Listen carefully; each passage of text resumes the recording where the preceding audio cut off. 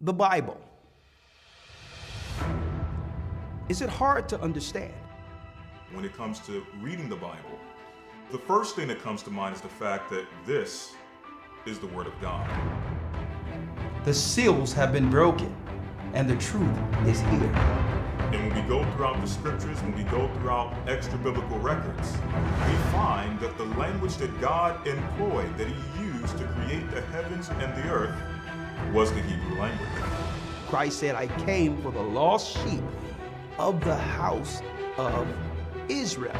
But yet no one, no religious leader, no religious church out there anywhere can now identify the 12 tribes of Israel. Can we? God is quite simple, but it seems as if man makes understanding Him hard. What are those mysteries? The truth of your book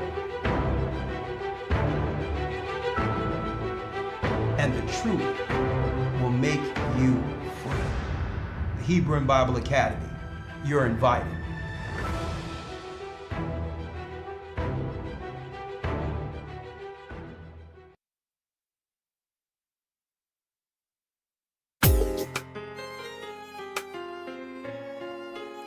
Shalom, shalom. Come on in.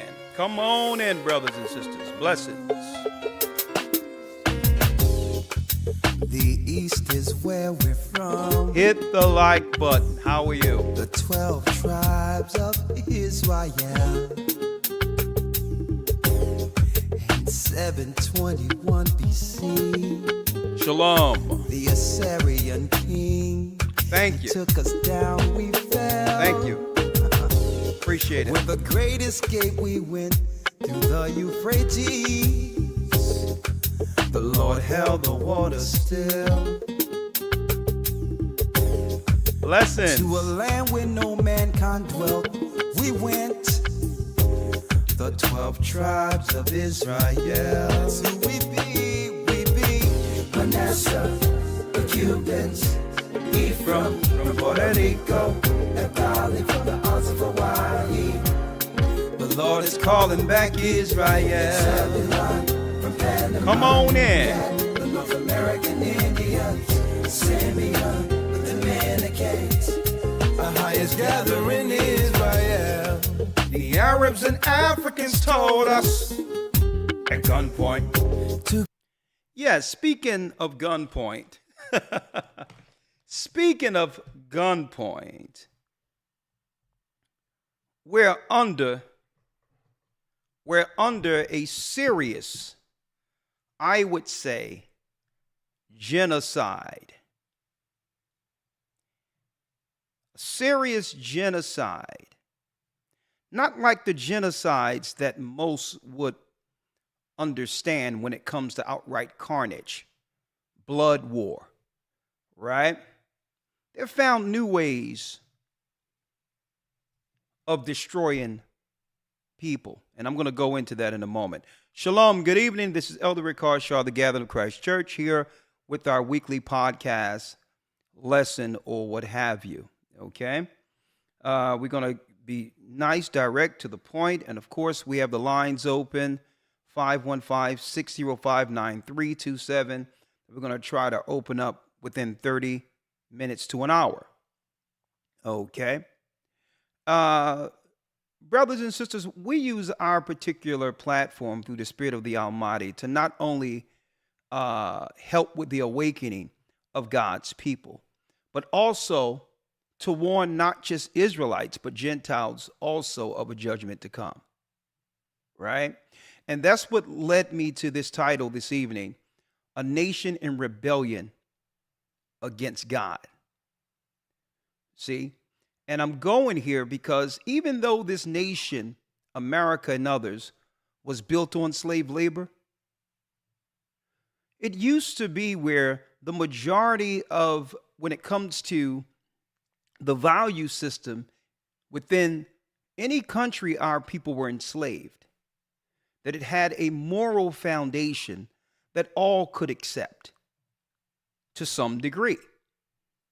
There was a moral line, whether you were rich, poor, whether or not you understand. It didn't matter your status.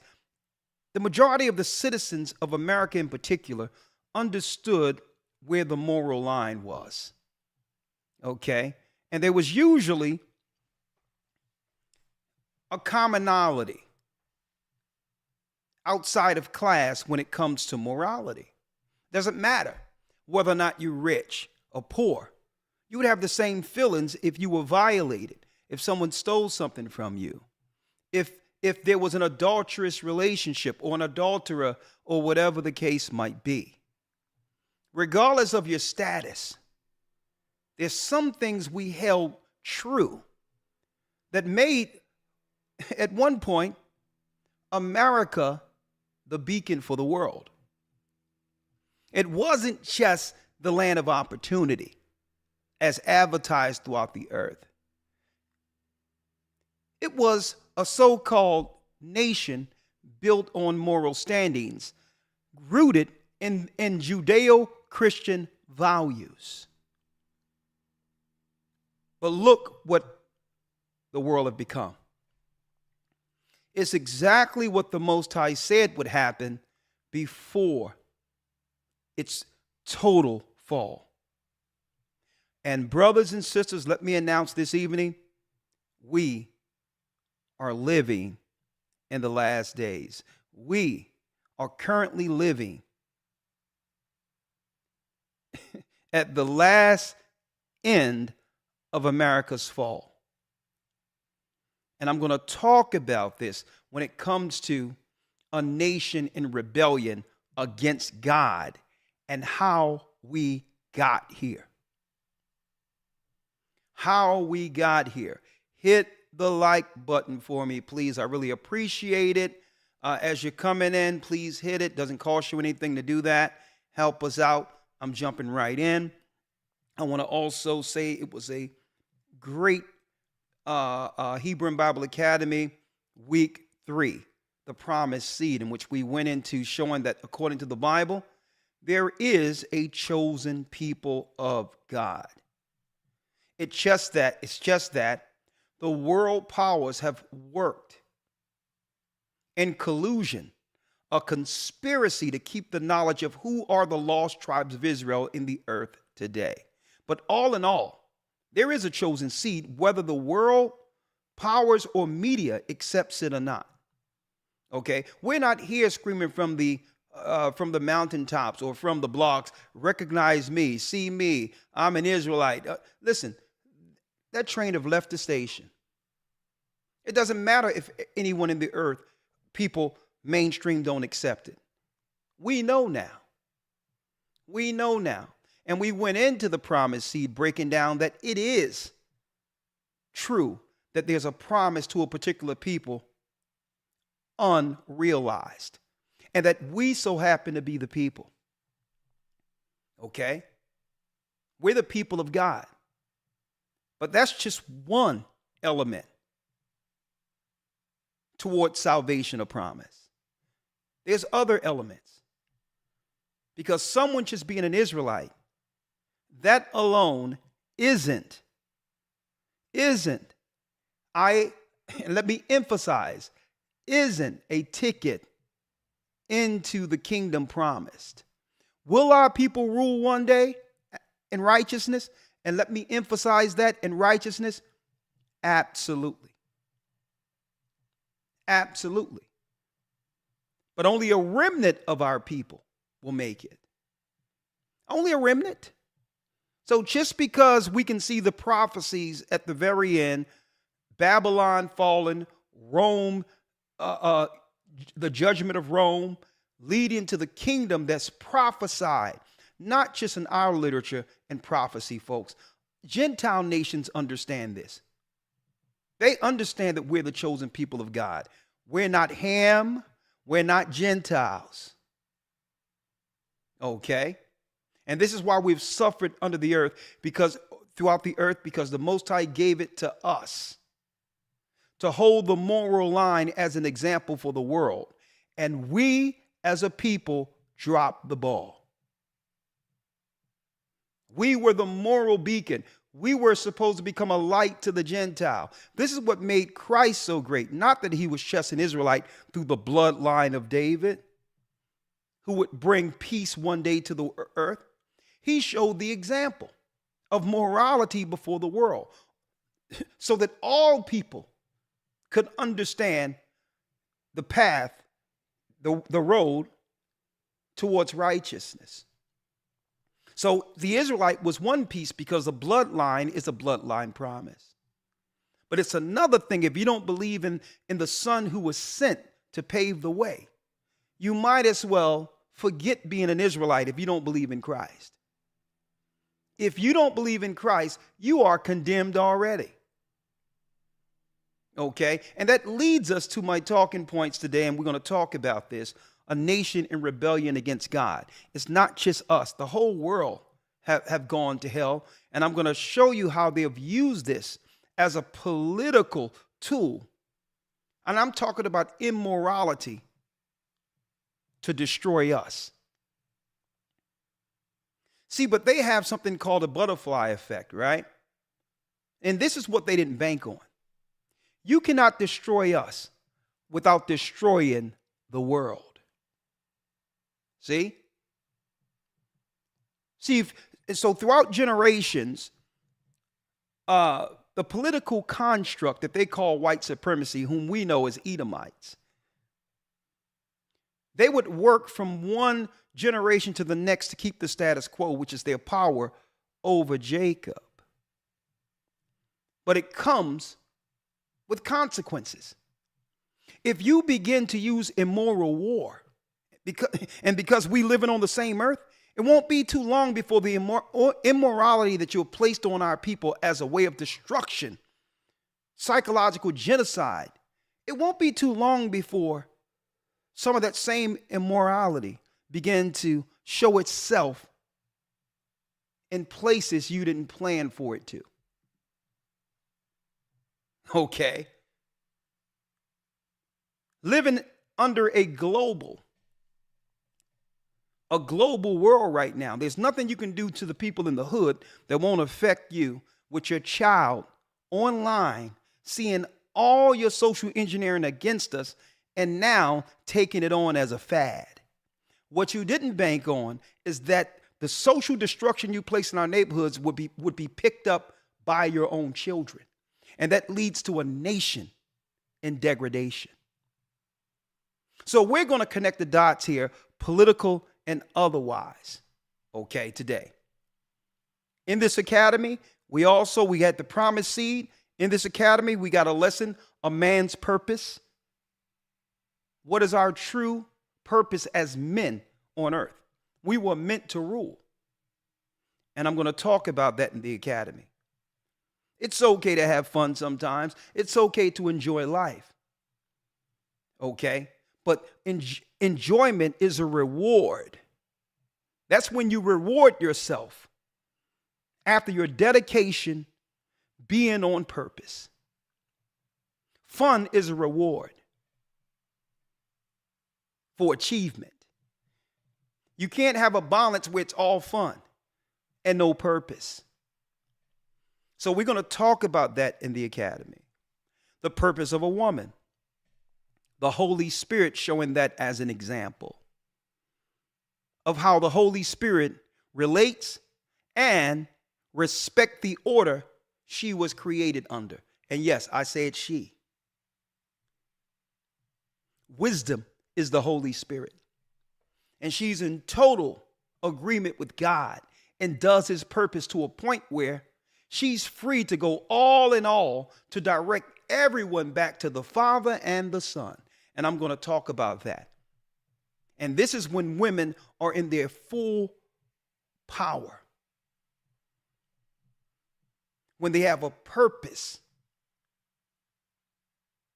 as a helpmeet. This is when women are the most happiest on earth. When she solidifies the legacy of that man. And I'm going to talk about that. Empowerment isn't competing and getting what the other has. No, that's failure. Empowerment is working as a nation in our original functions. And I'm going to talk about that in the academy. And of course, I have a lesson week 11. Well, I may do this week 8 or 9. I'm still working it out. The judgment for rebellion. And speaking of rebellion and going back to the chosen seed real quick, the chosen seed. Folks, there's something out there politically where all of a sudden they're shoehorning our people into a political discussion on where do we stand in America as Black Americans, as they call us. I know we're the tribe of Judah. If you're Haitians, you're from the tribe of Levi. And if you are West Indian, or what they would call Jamaican, you are from Benjamin, the warriors. I know history didn't tell us this, but the liars are behind the history. But yet I digress. What I want to talk about here is that they're trying to hear what side should we take? On the side of the Israelis or the side of Hamas? It's like they're seeking to pull us in to an opinion to take a side on one side or the other. And I'm like, what is this? A war we didn't create. A war that America and the Western world has financed over taking care of our people. And I'm confused. I'm confused. How can we take a side when we're suffering more than what Hamas or any other nation can do to one another right here in Babylon? And I'm going to prove that. So you tell me that there's some big political war we need to take sides with, right? But if I look at both of the characters that's in the war, listen, it's their fight. Let them duke it out. I can tell you where it's going to fall according to God. That's my position.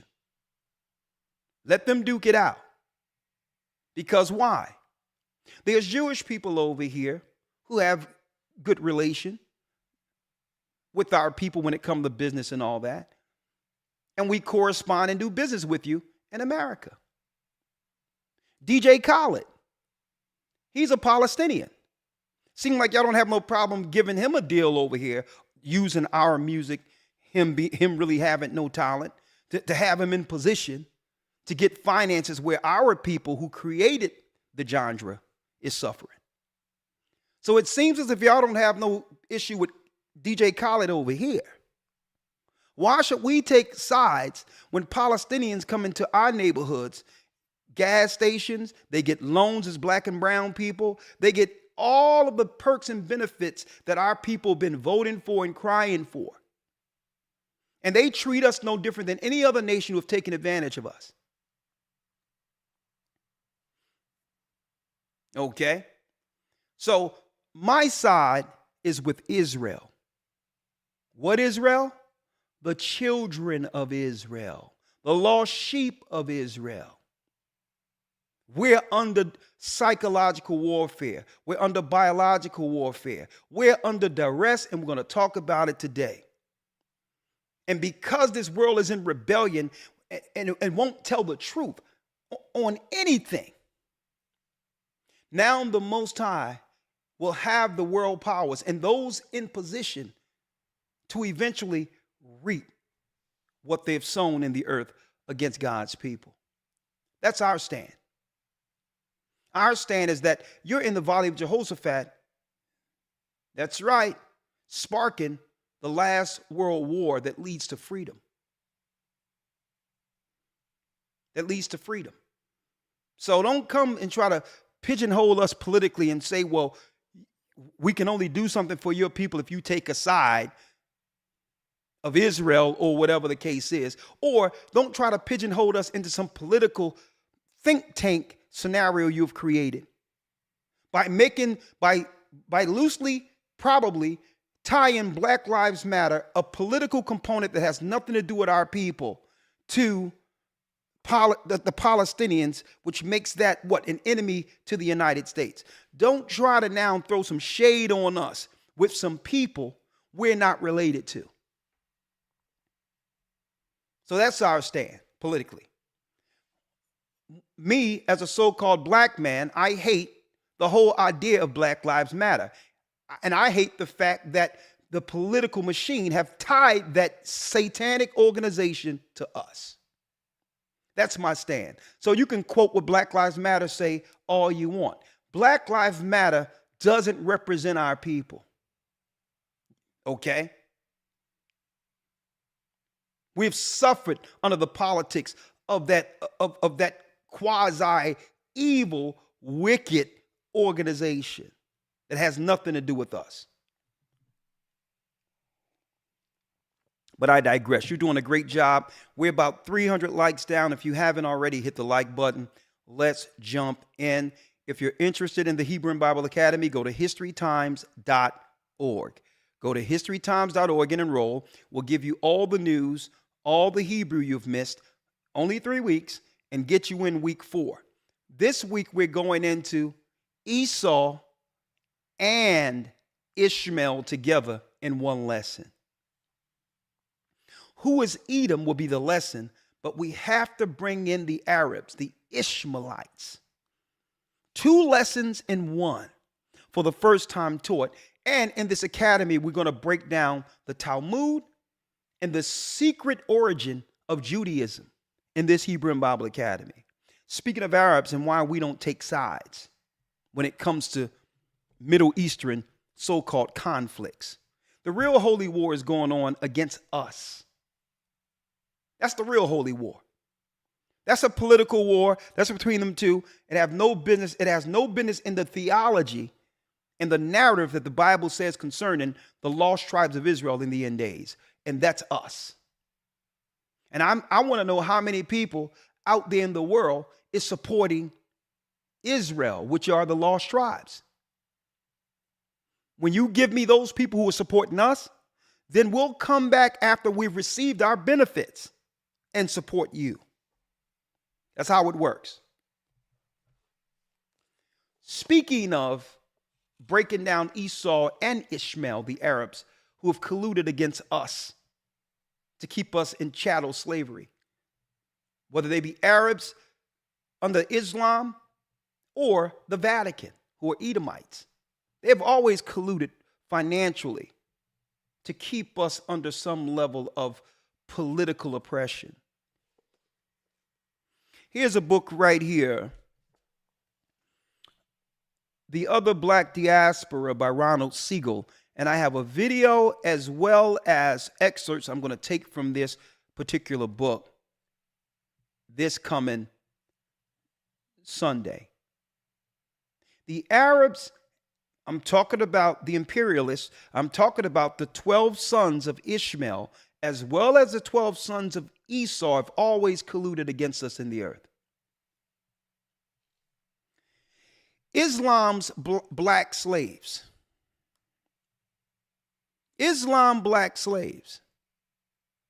So don't come over here trying to talk to us about where's our support for 2 nations who have always destroyed our people to some degree. That's their fight. Okay. Now, speaking of political, we're going to go into this coming Sunday. Go to historytimes.org. We're going to go into it. We're going to lay it all out. And we're going to have our two political nemesis, according to the Bible, revealed and exposed according to God.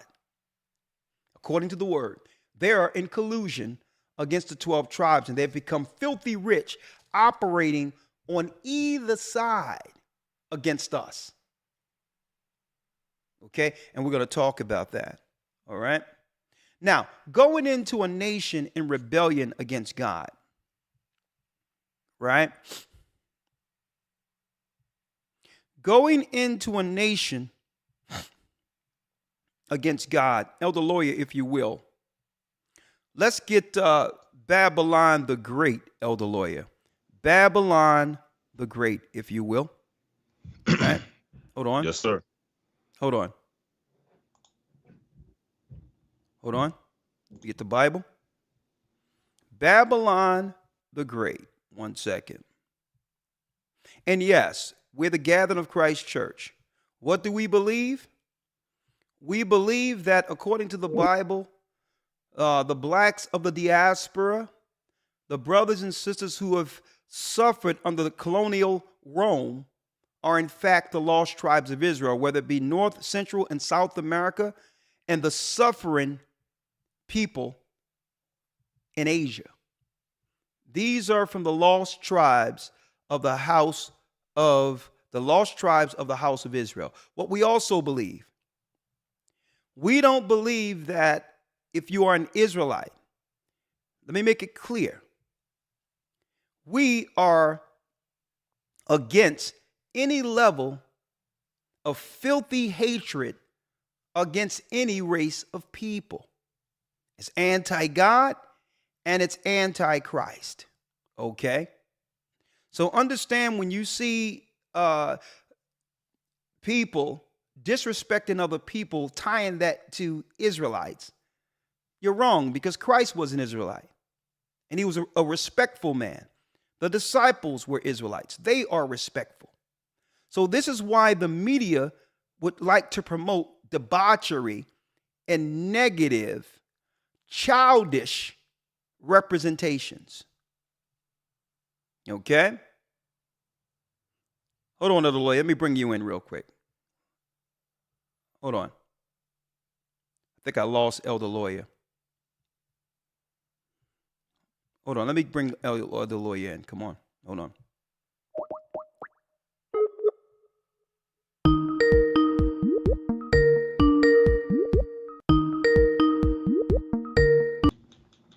Okay.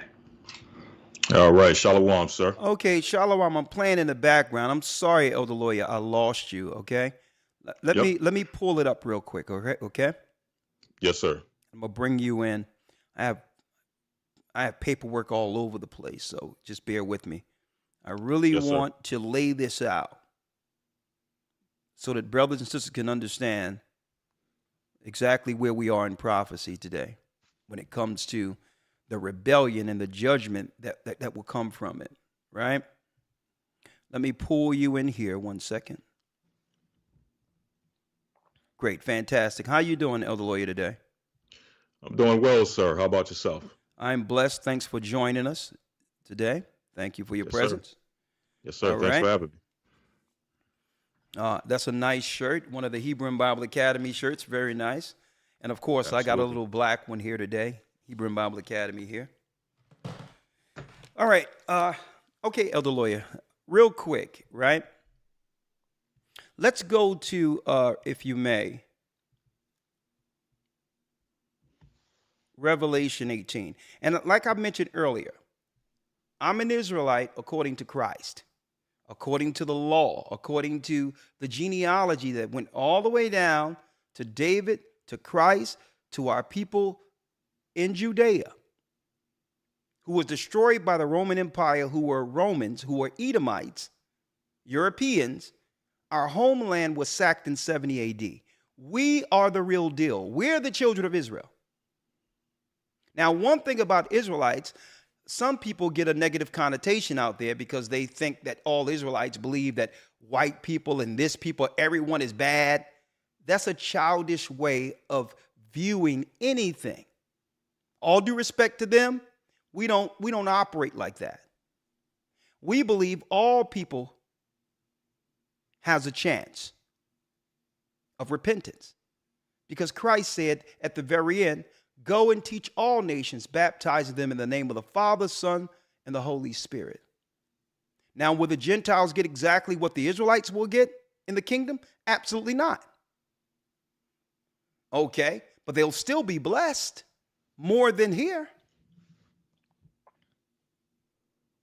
Okay, two empires or two nations cannot rule the same space at the same time. So the same way there'll never be any equality between any races of people today. If the white man rules, he's in power. The same way when Christ comes, he's bringing the rulership and government for his people who have yet to receive a kingdom. So outright, there's Gentiles who are going to serve in that kingdom. And if they repent, renounce or denounce their paganism, they'll have an opportunity under Christ's kingdom.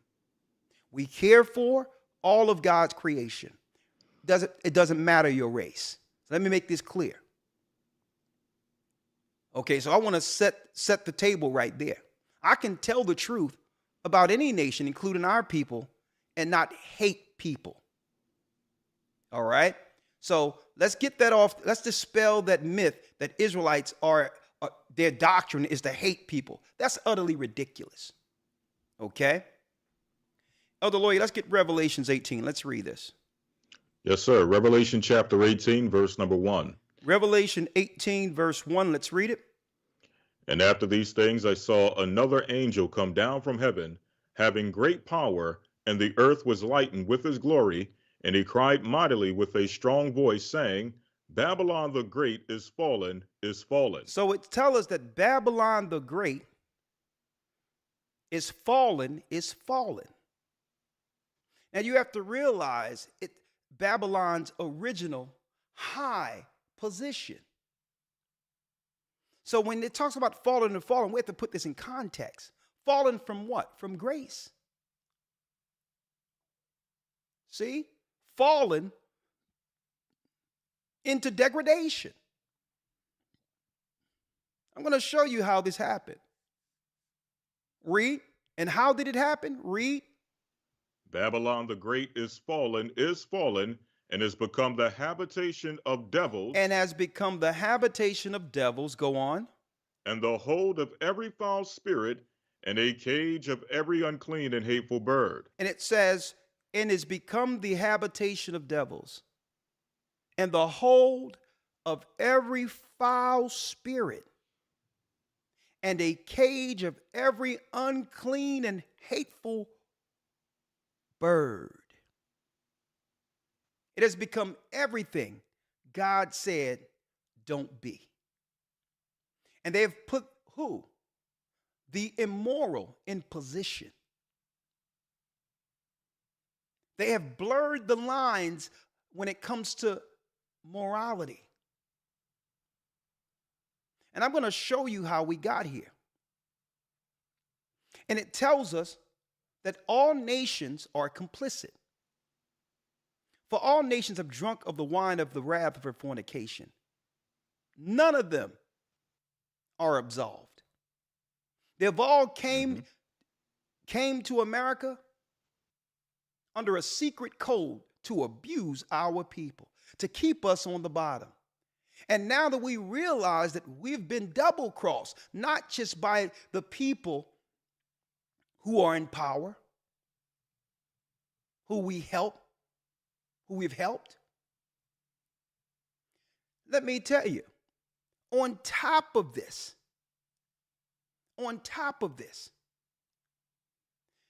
there was people here who attached themselves to our civil rights movement that we stomped for, only to align themselves with our enemies and others to come in. Now that we realize we've been double-crossed, now they're coming in all together for the kill.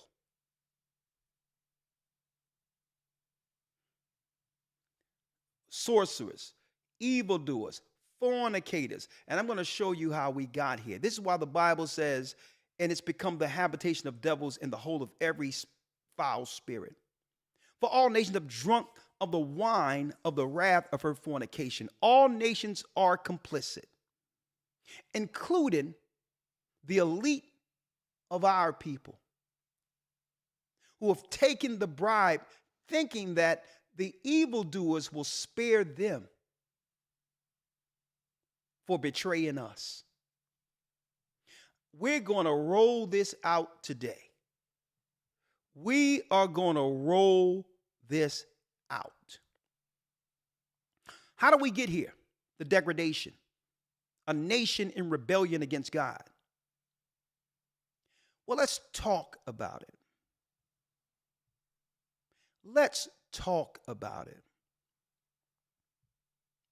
Here's a white paper by a man, Thomas Herker. He so happened to be a Jewish man, or whatever the case is, okay?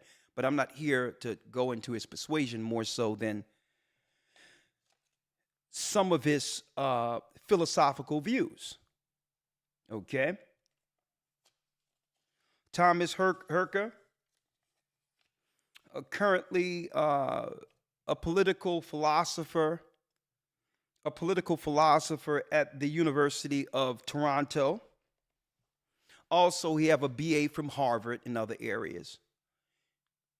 He's a known advisor when it comes to politics, whether it be through media, whether it be high politicians. This man's view is widely respected.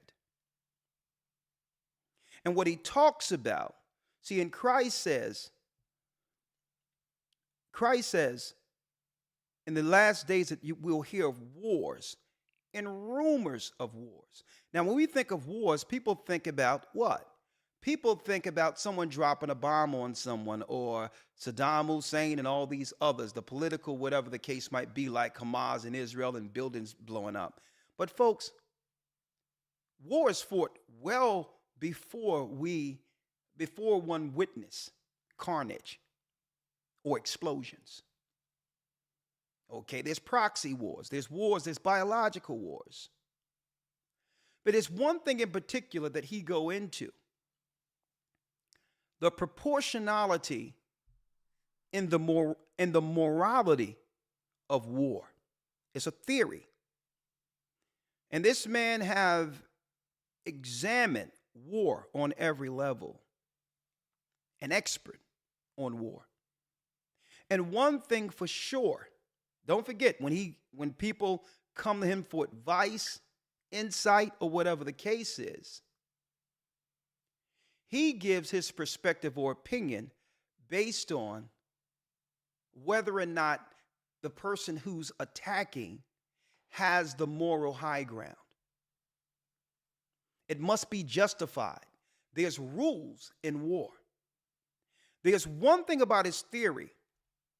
The most widely accepted theory of the morality of war contains two proportionality conditions that say a war or an act in war is justified only if the damage it causes is not excessive.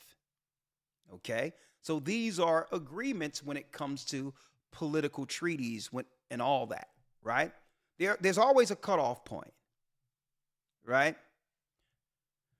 These conditions have figured prominently in recent debates about the morality of particular wars, including the Gulf, Kosovo, and Iraq wars. But commentators often say the conditions are poorly understood. So it is unclear exactly what they do and do not forbid. In this article, I will try to clarify the idea of proportionality in war, or explain what makes damage in war excessive. Right? Now, let me go down here to my point before I start playing my videos and all others. It's one thing. Let me go to part 1 when it says proportionality conditions. Right? Just war theory. That means your war or your declaration of war is justified.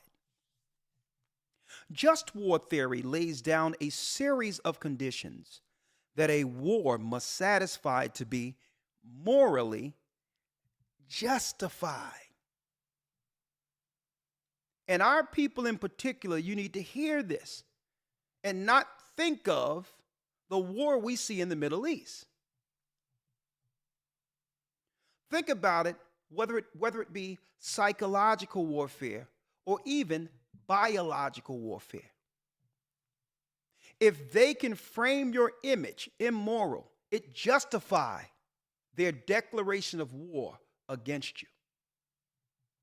And he talks about this. It's about soiling the image of my enemy, which gives me the moral high ground to attack them. Okay? And through this, the attack becomes justified. These people will have no defense because the majority of the world would say they were a problem anyway. they were a problem we've all stayed silent about too long. So if they die off, the world is better for it. Now listen clearly. If it violates any of the conditions, it is wrong. Although how wrong, it depends on how many conditions it violates, how important they are, and how seriously it violates them. Right? Now, it talks about a moral line that justifies someone to have the moral high ground to do what? That's right, to declare war. Folks, there's a war that has been declared on us a long time ago. But the war has eventually eroded the whole country together. And that's why the replacements are here. Let me give you one example.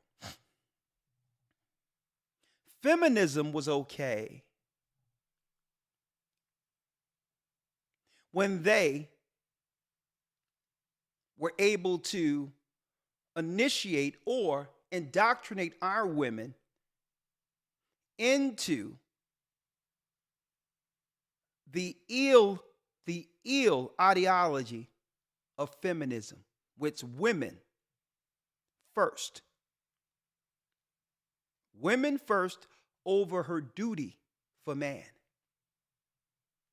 Femininity worked perfectly for them when they could have a toxic scenario where now the black man is at odds with his woman and vice versa because of this new ideology.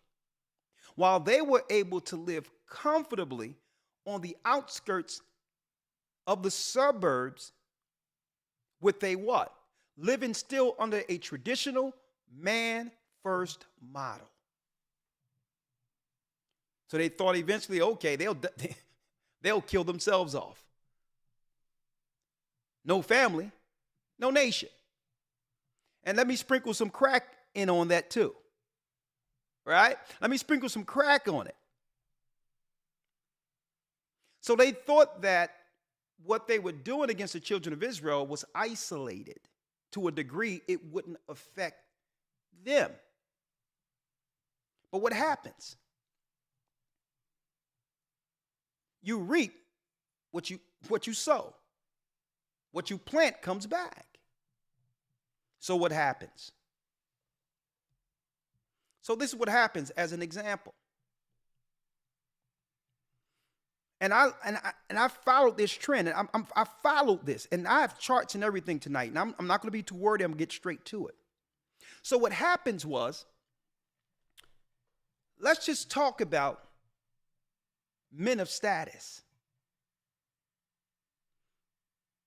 Well, the men of status, listen to me clearly, the men of status have a low, have really a low threshold for foolishness or non-appreciation. I'm talking about men of status. So the men of status within our community in general began to say, you know what? Men of status in particular. I'm not talking about all men. I'm giving an example politically of where we are today. Just a view here. Said, listen, you can create the women who are disagreeable, but we're not going to deal with them. We'll deal with the women within our community who are agreeable. Right? Now, even though these may be, a smaller pool, they still exist. But then when there was not enough, because you're causing toxicity and family courts and all these others that's going on amongst us, when a man have status, he start looking in other places for traditional women because he's not dealing with what? He's not dealing with resistance. He doesn't have to. So what happens there? The feminism no longer affects the people who you aimed it towards. It's going to affect you. Because the men of high status, your women, your daughters are going to try to go after these men. And when your daughters go after these men, they're going to begin to bring forth black Israelite children. Right? And then what happens? Let me show you what happens. Fair use. See, you have a war, a proxy war, but still it comes back to haunt you. Because men of status isn't going to take any level of disobedience. They have worked too hard to accept it. So they will find someone on their program. Doesn't matter where it is. And now your little girls and all that are looking out there and saying, hey, we want one of those. And what happens? What happens is, I'll let Joe Biden tell you what happens. Remember I showed y'all this video last week, a couple of weeks ago, the 1994 crime bill? Let me show you what happens. Fair use. Fair use. But let's look at the facts. Since 1986, Congress has passed over 230 new or expanded penalties for drug and criminal offenses in this United States. 230 new penalties. Fair use. And these penalties range from an automatic 5 years in jail for any person caught with a rock of crack cocaine, a piece of crack cocaine as small as a quarter. I don't have a quarter with me, but if you visualize what one looks like, yeah, I do have a quarter. So here it is now, you're going to lock up someone over some crack cocaine that didn't come from our people. Some would say allegedly there's some clandestine governments who came up with this, but allegedly, who knows? But it found its way into our community. Oh, but then there's some alleged accusations out there or news circulations that even someone's own child is suffering from what? Drug addiction. You see how this stuff comes around? But I digress. See, and that's why the Bible say it's fallen, because in your image war and destruction and degradation against a people, it have eroded the country. You've been so hell-bent on attacking us, you don't realize the whole nation falls. You have a piece of crack cocaine no bigger than this quarter that I'm holding in my hand, 1/4 of $1. We passed a law through the leadership of Hold on, let me get it. Senator Thurmond and myself and others, a law that says you're caught with that, you go to jail for 5 years. You get no probation. You get nothing other than 5 years in jail. Judge doesn't have a choice. Now, Judge doesn't have a choice. Remember that, y'all? The crime bill that came from Biden, Democrat. Clinton, Democrat. But I digress. Listen to what he said in 2017 in context of what I'm talking about. Not only our Muslim communities, but African communities, Asian communities, Hispanic communities. Folks, this is 2017, folks. This was before he became president of the United States. Listen to his talking points, combating terrorism. Listen to what his concerns were in 2017. Not only our Muslim communities, but African communities, Asian communities, Hispanic communities. Black and brown people. And the wave still continues. It's not going to stop, nor should we want it to stop. It's not going to stop. It's not going to stop, neither should we want it to stop. Bring them all in. Now, you notice he had to throw in Africans to not seem racist against the darker people. But you ask the Haitians and others, there's a certain lack of hue on the people they're letting through. This is 2017. Listen. As a matter of fact, it's one of the things I think we can be most proud of. So there's a second thing in that black box. So he says we can be proud of bringing all these people through, right? This is 2017.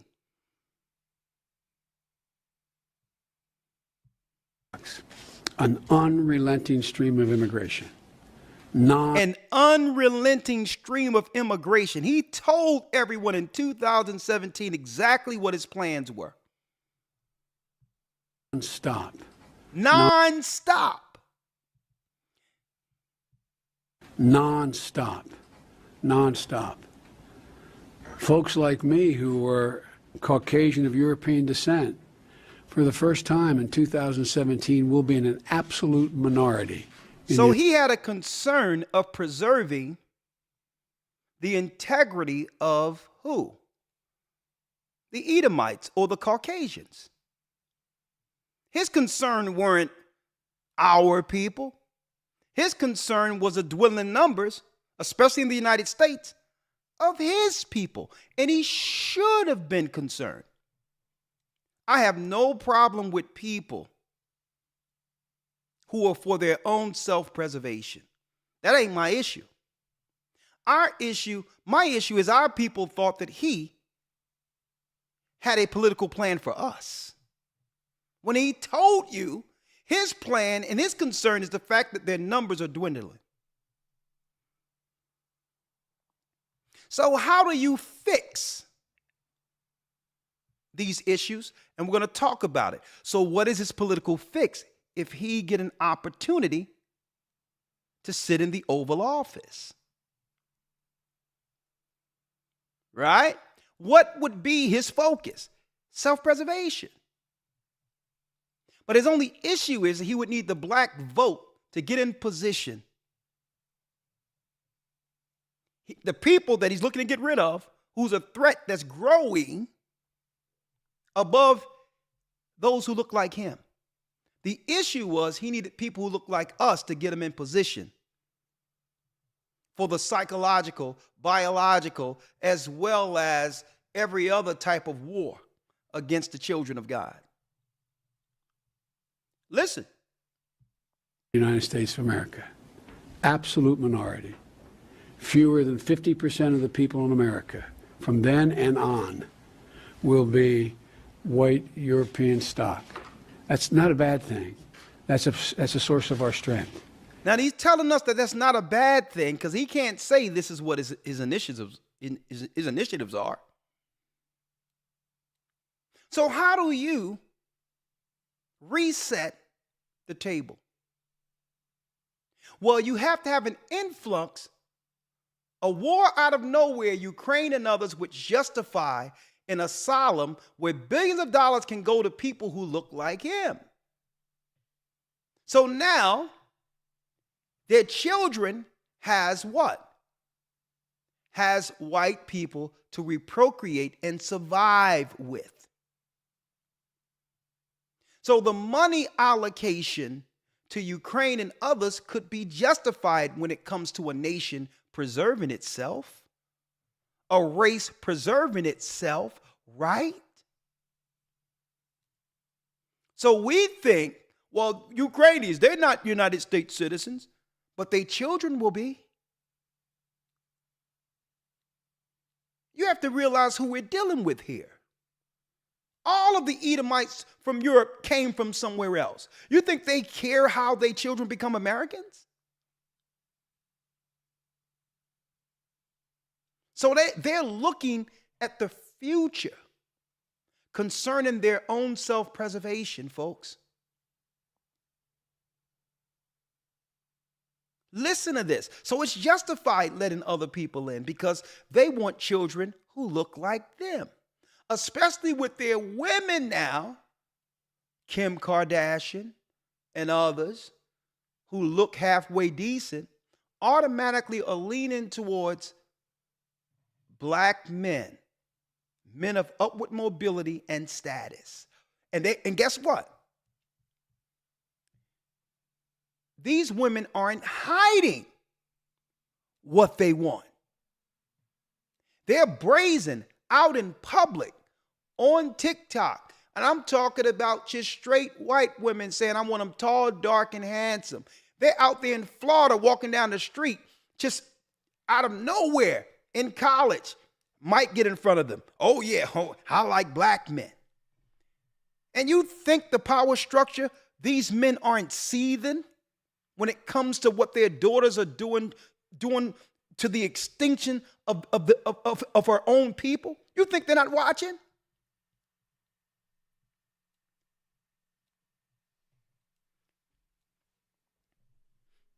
You think they're not watching? So look at this. I want to show y'all something now. So now he gets in office. Now Biden gets in office. Everybody, welcome back to the Jordan for 2 racial minutes demographics of the country. But this is what they're trying to do. I'm going to. We ready to go? Hello. On Tuesday, Fair Joe use. Biden and Kamala Harris held a private Zoom call with a small group of civil rights leaders from across the country. This is a completely closed call, so just wanted to remind you of that. There's no recording. Clearly, somebody did record, and now I have a copy of it. Now, this was Biden meeting with the Black Caucus and told people in this particular meeting with the president not to record this. This wasn't supposed to go public. This was just for him and his lackeys. And look how he speaks to them when he believed no one is listening. If you want to hear how he talks to them, and I'm talking about the lackeys who's willing to sell us out, listen to this. And now you're listening to it. Present for the Zoom was Derek Johnson, president of the NAACP, Vanita Gupta, a former ACLU attorney who was Obama's Civil Rights Division head, the Reverend Al Sharpton, Sherilyn Ifill, Melanie Campbell, who was the president of the National Coalition on Black Civic Participation, and soon-to-be former Congressman Cedric Richmond, who Biden has named an assistant to the president. In many ways, it was a Zoom call like any other. Can't hear you, Cedric. You're on mute. It also included a few Biden-esque boasts. I'm the first person, black or white, who called attention to the fact that you were finding that there was the rate of people who were African Americans who are dying was 3 times that of white people. I don't carry around a stamp on my head saying progressive and I'm AOC, but I have more of a record of getting things done in the United States Congress than anybody you know. Anybody you know. Oh, yeah, he sure get it done all right. Ask any black man. Some Biden cringe. By 2040, Now, this listen. country is going. Now he said by 20. Now he's saying by 2040. Now, once he's in position. Now this was before, brothers and sisters, the pandemic. This was before the pandemic. Okay, and don't forget, when the pandemic did happen, the first bill was a COVID bill, but what was attached to that was the Asian hate crime, claiming that black people were attacking Asian people, and they had it in the bill for COVID. Subsequent, listen to this, and they did this subsequent to George Floyd right before the election. Going to be minority white European. You hear me? I'm gonna let you hear. Record of getting things done in the United States Congress than anybody you know. Anybody you know. Some Biden cringe. By 2040, this country is going to be minority white European. You hear me? Minority white European. And you guys are going to have to start working more with Hispanics, who make up a larger portion of. Listen, you see how he's talking down on them? This is what y'all gonna have to do. Y'all gonna have to start working with Hispanics, or we'll throw you off the ship and replace you too. And this is why you see all of these these front people over these so-called minority cities allowing a lot of asylum seekers in, because he told them in a private meeting in which he thought wasn't getting recorded, folks. He told them this is what they're going to be doing. And this was only a few months after the election. He told them what they was going to be doing. Let me repeat that again. 2040, this country is going to be minority white European. You hear me? Minority white European. And you guys are going to have to start working. How did he know that? How did he know that the population was going to drastically change? More with Hispanics, who make up a larger portion of the population than y'all do. And so, Go ahead, Biden, tell them. Tell them. Okay? That's right. Tell them. I'm about to have you live in the outhouse tonight. You're going to sleep in the outhouse. Okay? You go down there and crack the whip on those niggers. Let them know to make some room. Make some room. There's some new people coming. Go crack the whip. You hear me? Minority white European. And you guys are going to have to start working more with Hispanics, who make up a larger portion of the population than y'all do. Oh, man. You see that hear that bass in his voice? Old Biden had a little stank on that one, boy. He came with it. His speech was totally clear on this little bit. No slurring, no nothing. Tell him, Biden. Minority white European. You hear me? Minority white European. And you guys are going to have to start working more with Hispanics, who make up a larger portion of the population than y'all do. and some. Okay? He was talking to black people. Look at these people. This is who he's talking to.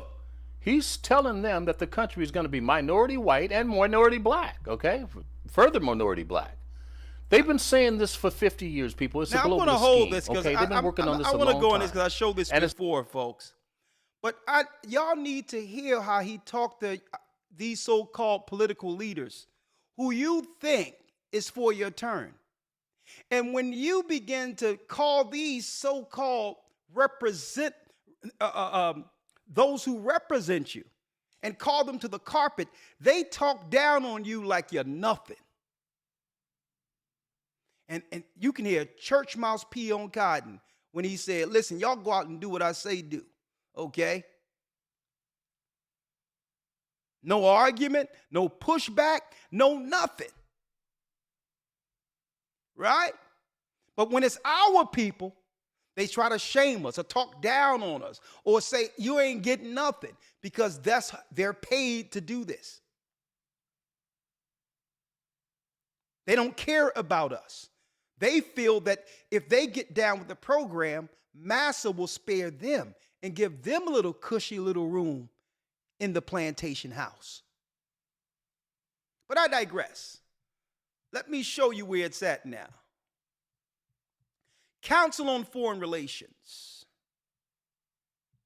The Council on Foreign Relations here now, right? Let me show you. The Council on Foreign Relations. How much aid has the U.S. sent Ukraine? Here are 6 charts. So they don't see this as Ukrainians, folks. They're not looking at this as Ukrainians. No different than they didn't see the Italians as Italians who came over in the 40s and the 30s. Because they know once they begin to multiply on American soil, they become what? Added to the white population of American citizens. See? Automatically, it doesn't matter where they come from. There's labels in front of us. Okay? If you are a citizen in America, you are so-called Black American or whatever name they want to put, title they want to put on us, even though we're from Judah. If you're a Native American, they'll say Native American, a Native American citizen. But if white people come over and get citizenry, they're just Americans. They're just Americans, folks. Unless they say anything, they blend in like anyone else. And when it's time for them to have children, they can sustain their race. You have to understand what a war looks like. Okay? There's societal wars. There's social engineering. There's biological wars. And sometime, usually before they move people around, a biological war throughout all of history happened first, where the world gets conveniently sick to make room for the replacements.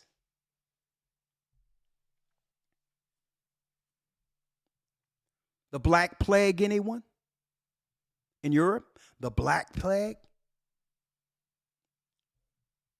I wonder how many Black Plagues have come out throughout history, named different, with different titles.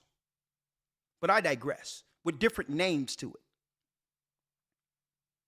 How much aid has the U.S. sent Ukraine? Here are 6 charts. Let me go down straight to it. 6 charts. Okay, here's American money at good use, based on what. Hold up. First of all, let me give Biden his kudos. At least he's doing exactly what he said he was going to do before he was elected. His concern was that other races of people, black people in particular, because they have to level off the constituency here, that's who they're really pointing to as regaining of other ethnicities. Okay? At least he was honest when he said what he was going to do. His concern was the dwindling numbers of white people by 2040. And he said he's going to do something about it. Well, let's see. Humanitarian, 5% of the money,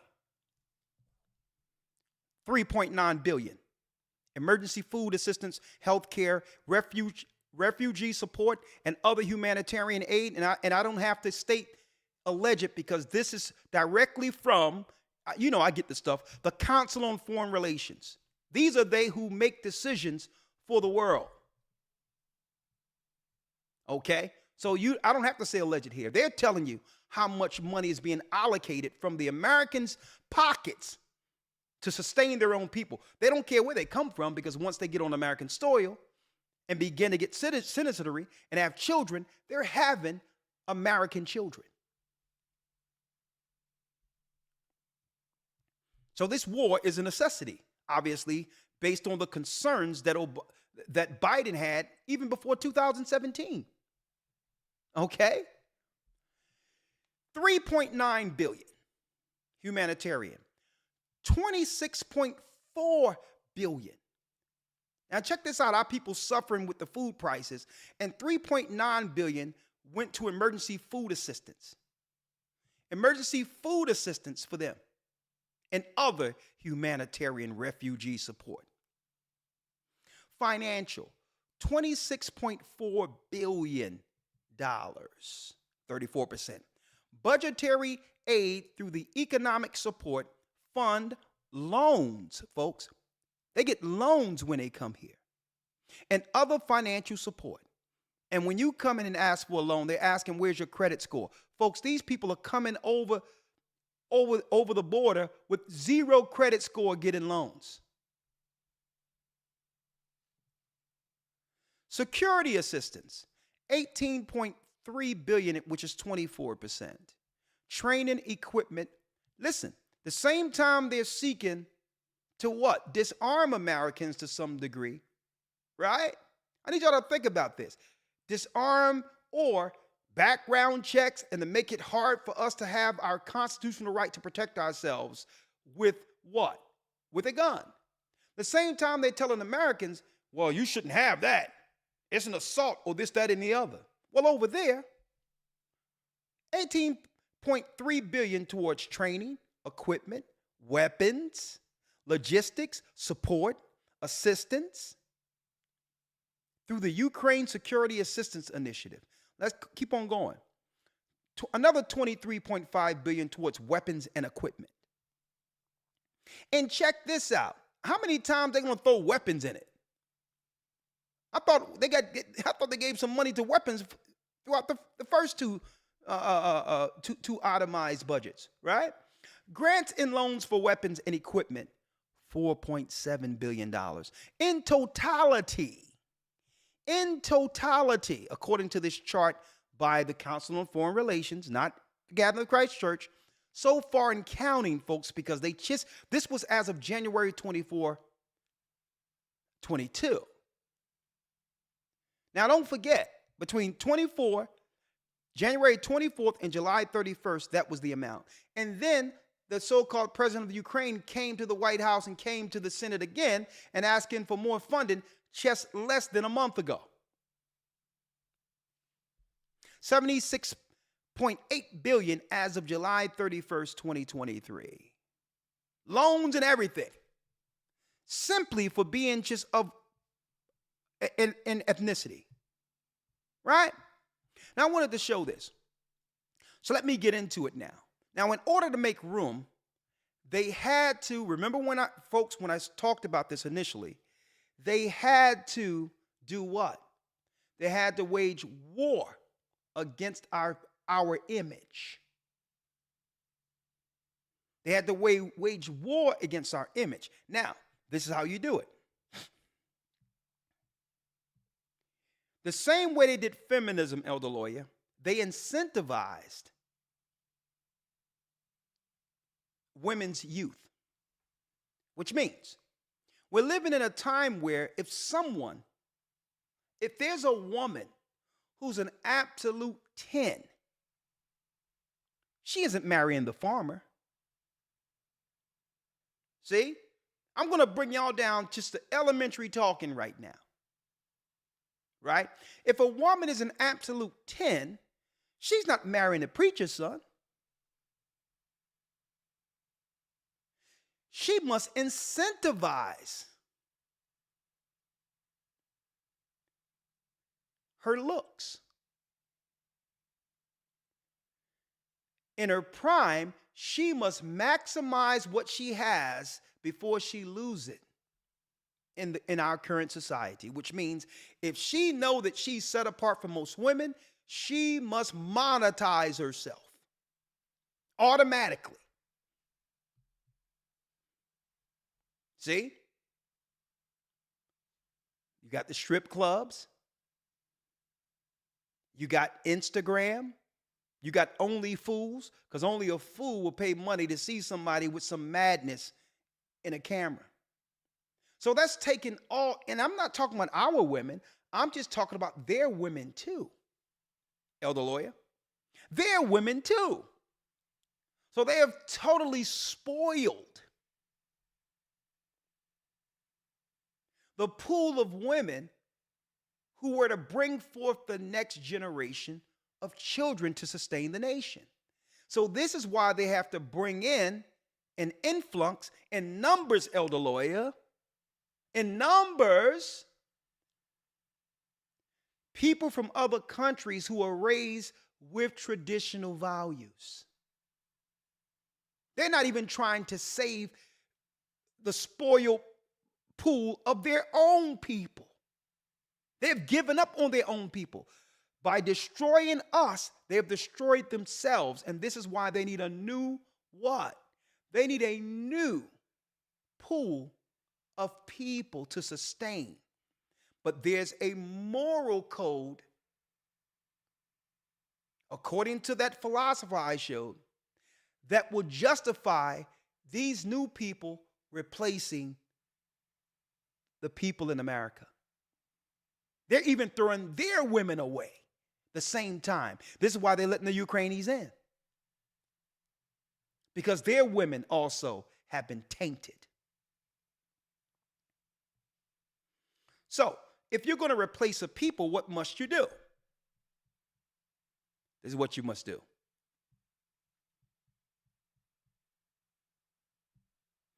They had all eyes on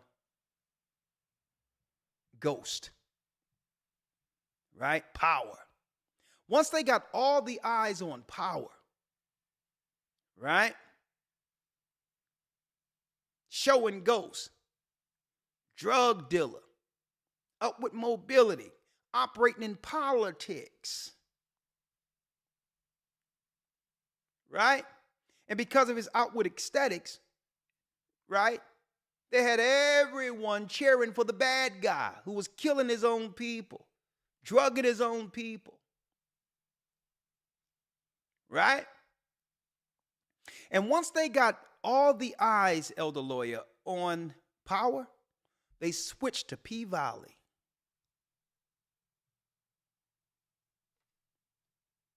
P-Valley. In order for you to actually go against a nation to replace them, you must destroy the image first. Now, one thing about the people who are coming over here, there isn't no transgenderism policies and all those others in the countries they come from. So they must link us to the degeneracy to justify these people claiming there's no problem helping getting rid of these people who are degenerates anyway. But we must change the optics first. We must make sure this is the man to be celebrated and promoted, and this is the woman. If she have the looks, doesn't matter whether or not she's black or white, that we must promote them for the streets because they've been tainted anyway. This links right to Revelation 18th chapter. Folks, they're looking to replace everybody. It isn't just our people. But those in the red states have already moved away from the cities, knowing the plan because they're preparing themselves for the next civil war. Now, the Republicans are going to marry, that's right, they're going to marry the people that are coming over here new. They have paid for them. They have paid for them to come over here so that they can have children, to start over and have a moral high ground to justify destroying the people in the city.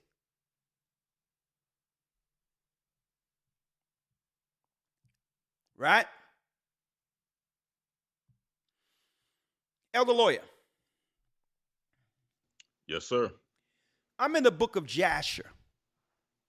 Right? Mm-hmm. Yep. Let's go straight to it. Book of Jasher, the 18th chapter. Babylon the Great is fallen. Also, the book of Revelation 18 compares this to a modern day Egypt and Sodom.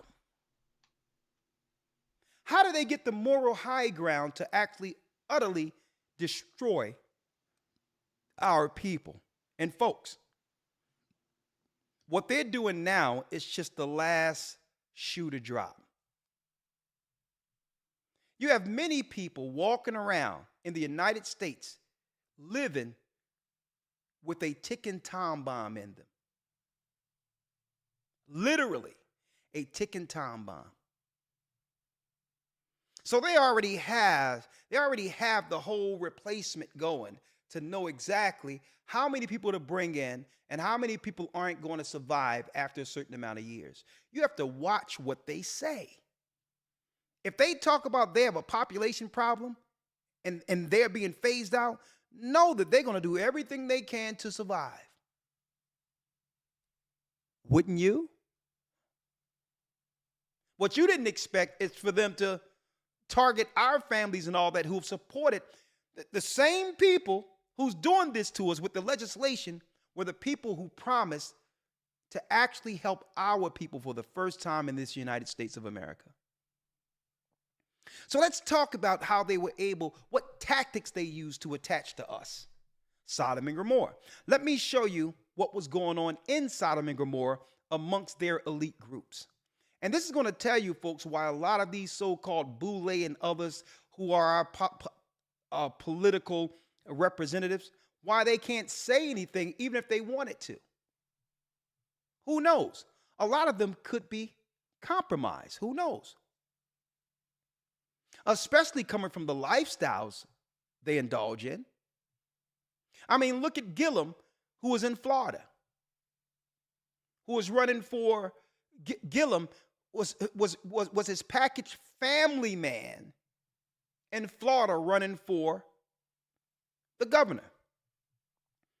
He had the political fortitude, he had the steam behind him, he had the finances behind him, and all of a sudden he was found, that's right, in the news it tell you, not allegedly, face down in his own vomit after having a night with a white escort. You can look it up. So when they put these politicians in front of us, understand, these politicians may look like us, but they are not for us. Okay? So when you see somebody in Chicago claiming that, okay, this is what it's going to be, we have to make room for other people and all that, understand, he's doing what he's told based on how we have witnessed Biden speaking to them in private. They don't have no say in the matter. They must push the legislation, or they'll get another black person who'll be more than happy to do so. Let's talk about it, Elder Lloyd. Let's go to, in the book of Jasher, 18, let's start at what, the 11th verse? Yes, sir. Let's do it. The book of Jasher, chapter 18, verse 11. Come on. In those days, all the people of Sodom and Gomorrah and of the whole 5 cities were exceedingly wicked and sinful against the Lord. They were exceedingly wicked and sinful against God, rebelling. Read. And they provoked the Lord with their abominations, and they strengthened in aging abominably and scornfully before the Lord, and their wickedness and crimes were in those days great before the Lord. And it says their wickedness and their crimes was in those days great before the Lord. Right? And I'm going to tell you, folks, let me put this out there real quick before I break this down, folks. Let me break this down real quick, Elder Lawyer. Let me tell you, folks, when it comes to Sodom and Gomorrah and alternative and all that other stuff, it's the media and others to make people believe that it's more prevalent than it actually is in our society. Okay? Right. And for some reason, we have taken this on, that black men and all this is gay and all that. Folks, let me tell you, that's a lie. You're looking at concentrated cities where you can find those particular actions within one of the major cities when all of them go to flock to a specific area in a city. But if you spread it out in percentages, they pale in comparison in number.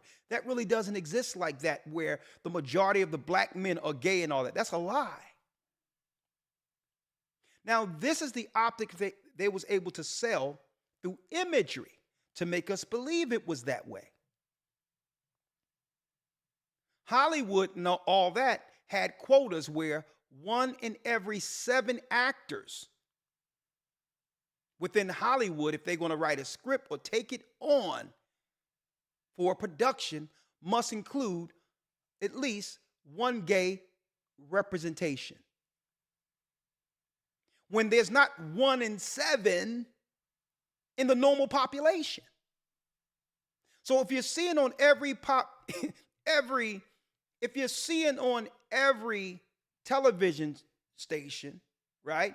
And if you're seeing this on every series and all that, and then go into concentrated cities and see it in certain areas, you start to believe it's the majority. Mm-hmm. Okay? It's less than 7%. Less than that. When you look at the numbers, and I'm talking about out of 330 million people. And I'm talking about regardless of race, ethnicity, and all of that together, not black men or black women. If you put the LGBTQ all together, 7% of all races across the board, it's still less than 7%, not including race. So how can the majority of black men be down low and all this other stuff? They're lying. Mm-hmm. And many have held to this trope. Why? Because you think what you see on TV is indicative to real life. If it was really like that, they wouldn't need to have these programs in school to allow children to start thinking about alternatives and all that. They'll already have it working. Mm-hmm. But if they can put the optics out there that it's normalized, 1 out of every 7, according to Hollywood, right? According to every radio station you see, every television program you see, the image that they've created to put out there to represent us, you'll begin to believe what you're seeing on TV and the internet is indicative of what's going on in real-time population. But that's the problem. More people are looking at their phones and their computers than going out and understanding what's going on in real time. Mm-hmm. And that has become your reality. That 1 in 7 men could be gay.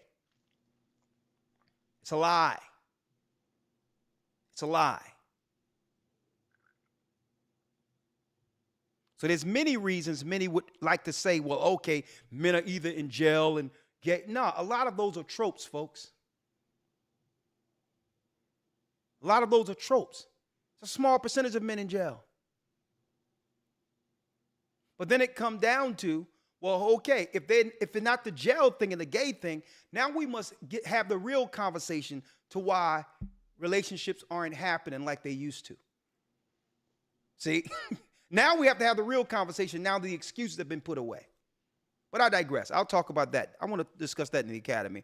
But let's go back to the book of Jasher real quick, if you will. One moment. Let me grab it. Yes, sir. When verse 12. Read it.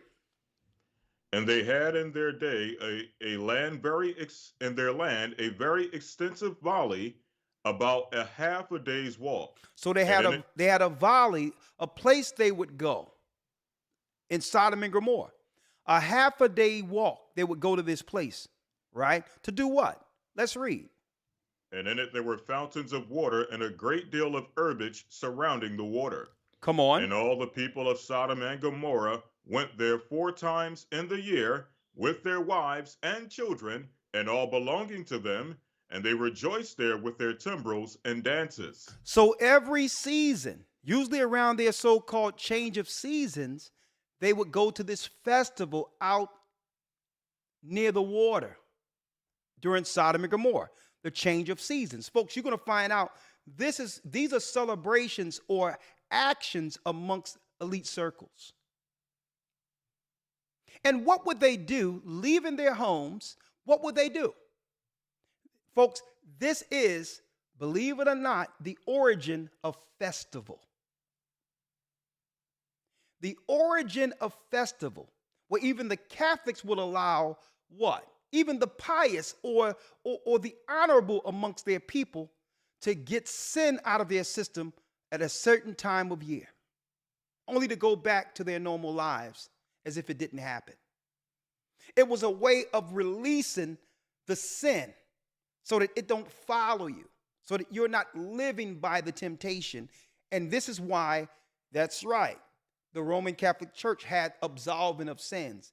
Get it out of your system. The Pope would just say it's okay. Right? Let's read it. Yes, sir. Verse 14.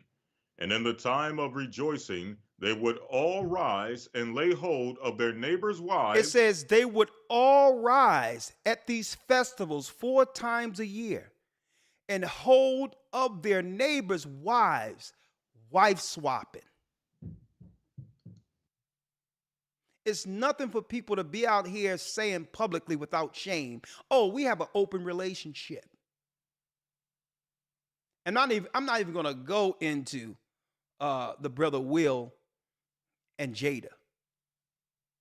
But it has become normalized that we're here looking at this drama playing out before everyone, not even realizing the optics and the image of it and how it justified them according to war, utterly exterminating us.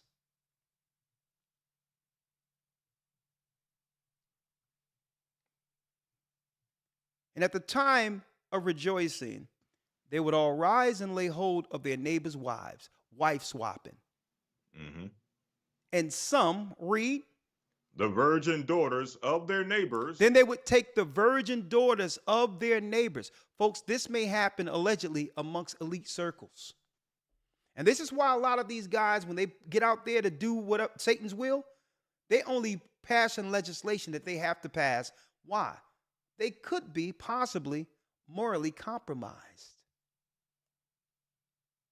Right? And some of the virgin daughters of their neighbors, read. And they enjoyed them, and each man saw his wife and daughter in the hands of his neighbor, and did not say a word. They would see their wives and their daughters in the hands of their neighbors and could not say a word. That's the origin of Sodom and Gomorrah. It's in the book of Jasher. Sodom and Gomorrah. And they would do this 4 times a year, to the degree where even Abraham, elder lawyer, Abraham himself commissioned before the Most High and asked him, could he forgive Sodom and Gomorrah? That's how much love our father Abram had for life. Throughout all of this evil, Abram went and asked the Most High, how is it possible? Is it possible that we can forgive Sodom and Gomorrah? Can you save this place? There is good people. My friend, my brother, my cousin Lot is there.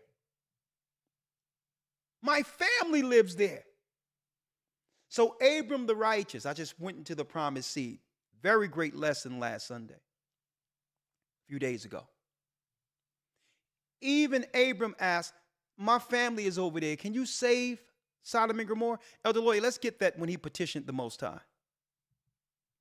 Yes, sir. This is the book of Genesis, chapter 18, verse number 16. Genesis 18. Genesis 18. And let's go straight to it. Yes, sir. Verse number 16. And it says, yeah. And the men rose up from thence and looked toward Sodom, and Abraham went with them to bring them on the way. Come on. And so these men are angels here. Mm-hmm. Okay. Walking with the righteous. Mm-hmm.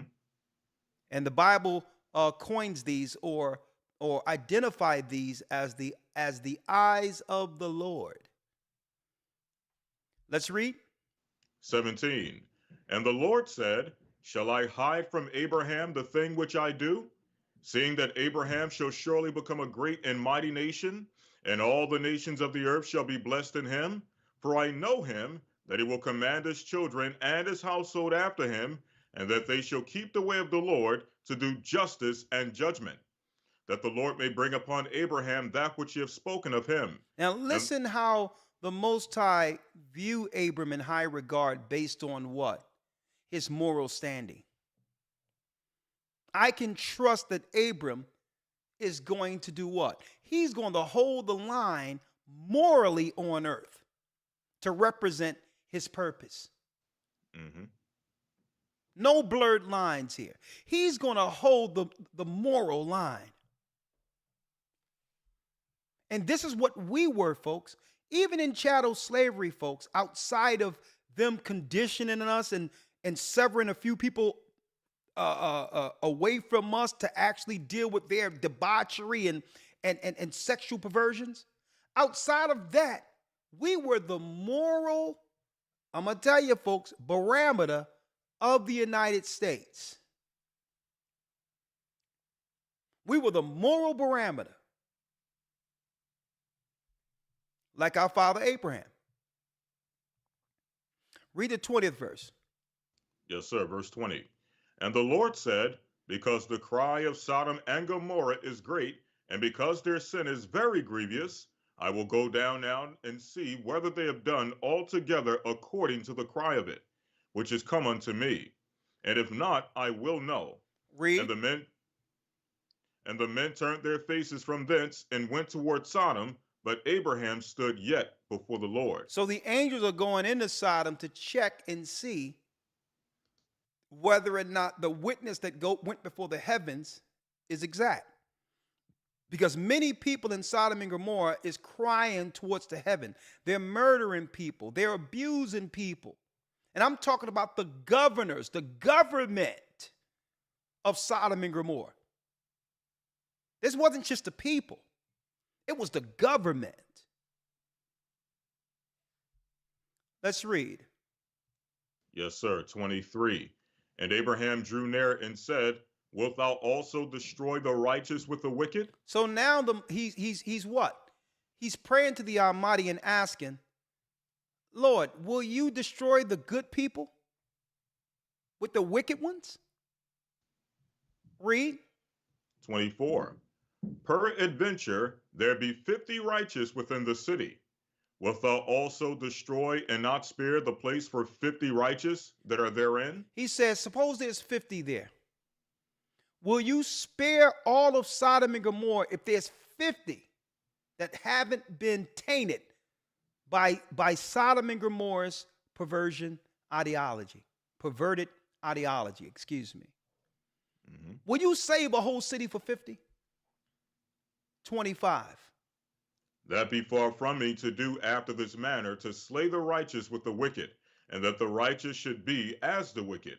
That be far from me. Shall not the judge of the earth, should not the judge of all the earth do right? Read. And the Lord said, if I find in Sodom 50 righteous within the city, then I will spare all the place for their sakes. If there's 50 people who haven't been affected by the wickedness of Sodom, for your sake, Abram, I'll save it.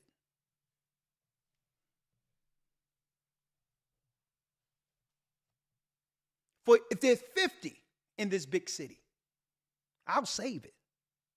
And I need all of us to think about all the people we tried to tell about the truth and all that, and they're still going about their life because they know that if they come to the knowledge of the Bible, then there's things they would have to change.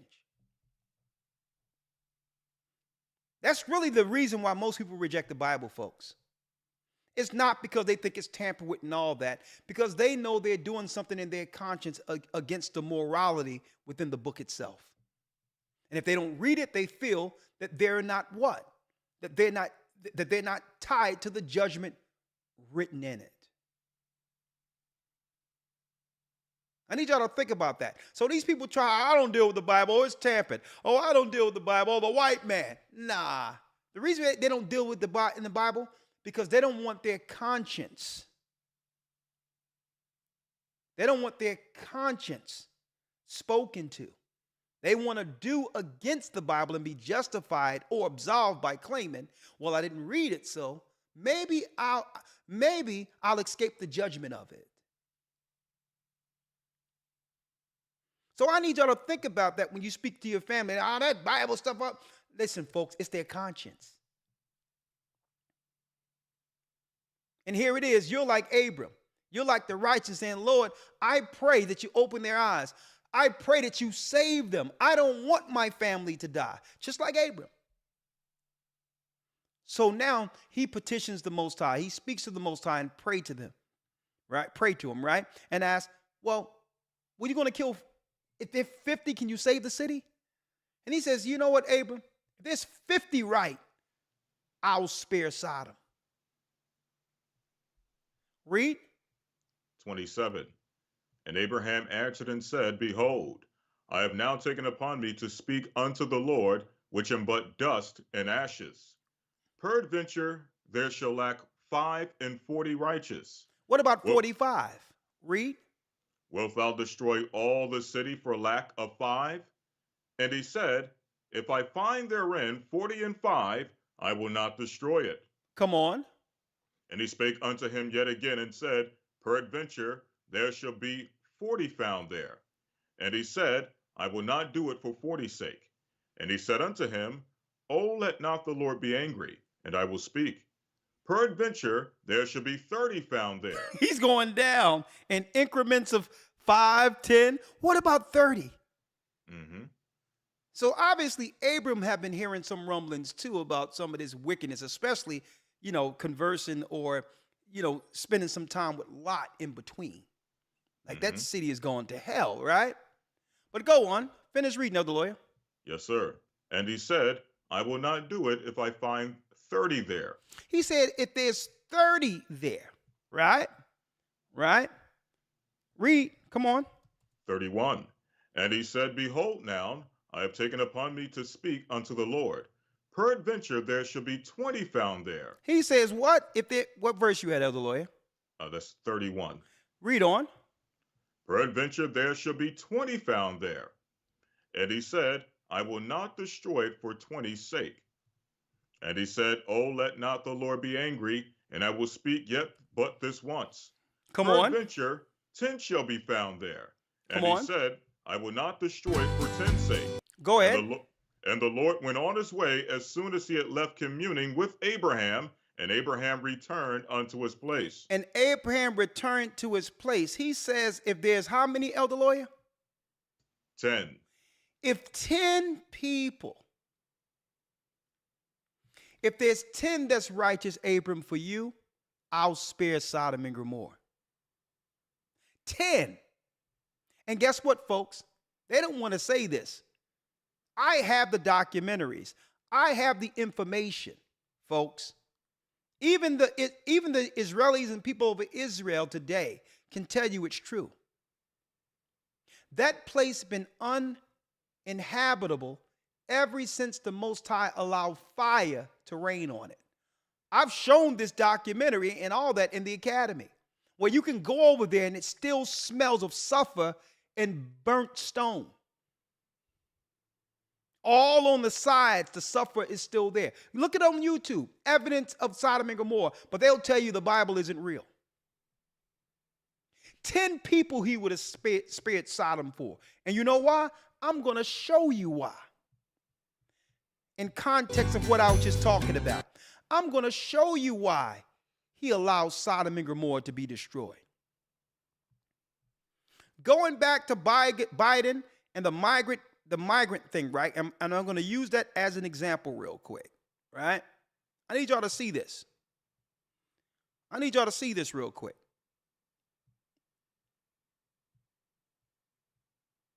Sit up here with this crap and we're supposed to listen to it.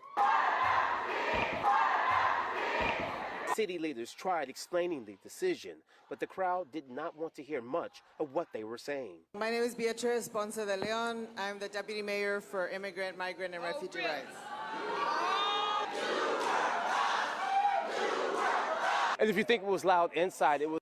Now, I'm going to show you in context why the Most High said, listen, if there's not 10, I'm taking the spot out. I'm taking it out. You got all of these people crying about migrants coming into the country. Right? Upset with a Democrat policy.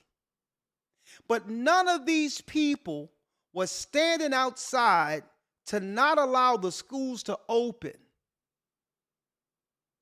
when their children were being taught in the schools alternative lifestyles. I need y'all to check it out. It's the same party.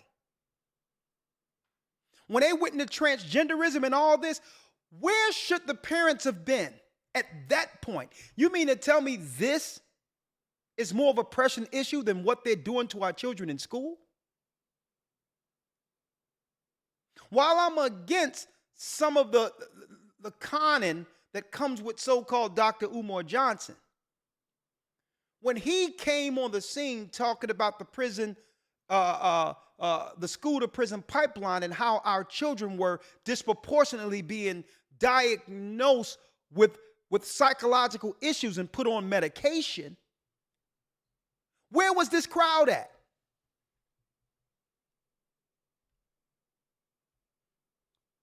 It's the same party. Where was this crowd at in Chicago?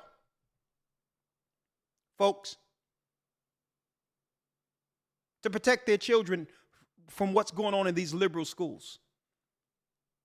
Because I'm going to tell you right now, according to their theory on war. They're justified now because you wasn't doing this to protect your children.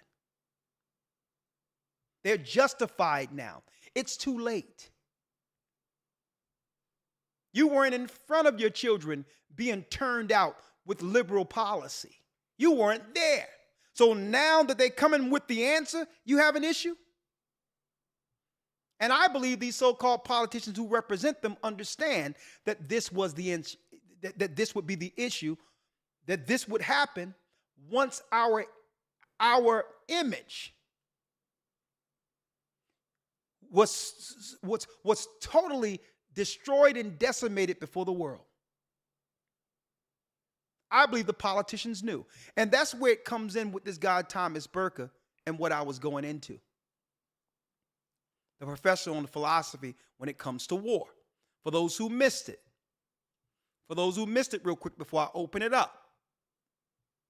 If I still have it up here, let me see if I have it.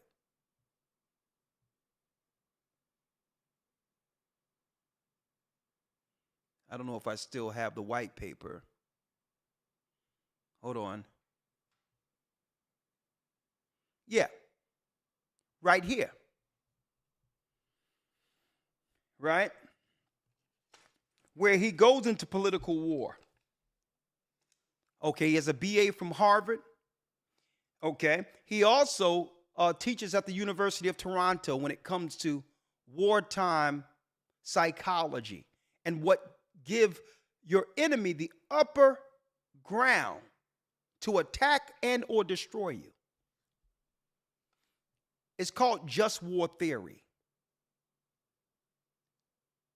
The most widely accepted theory of morality of war contains two proportionality conditions that say a war on an act in war is justified only if the damage it causes is not excessive. So if you can do a soft kill on the people with a cutoff number, it's okay. See? These conditions have figured prominently in recent debates about the morality of particular wars, including the Gulf, Kosovo, Iraq, and all these others.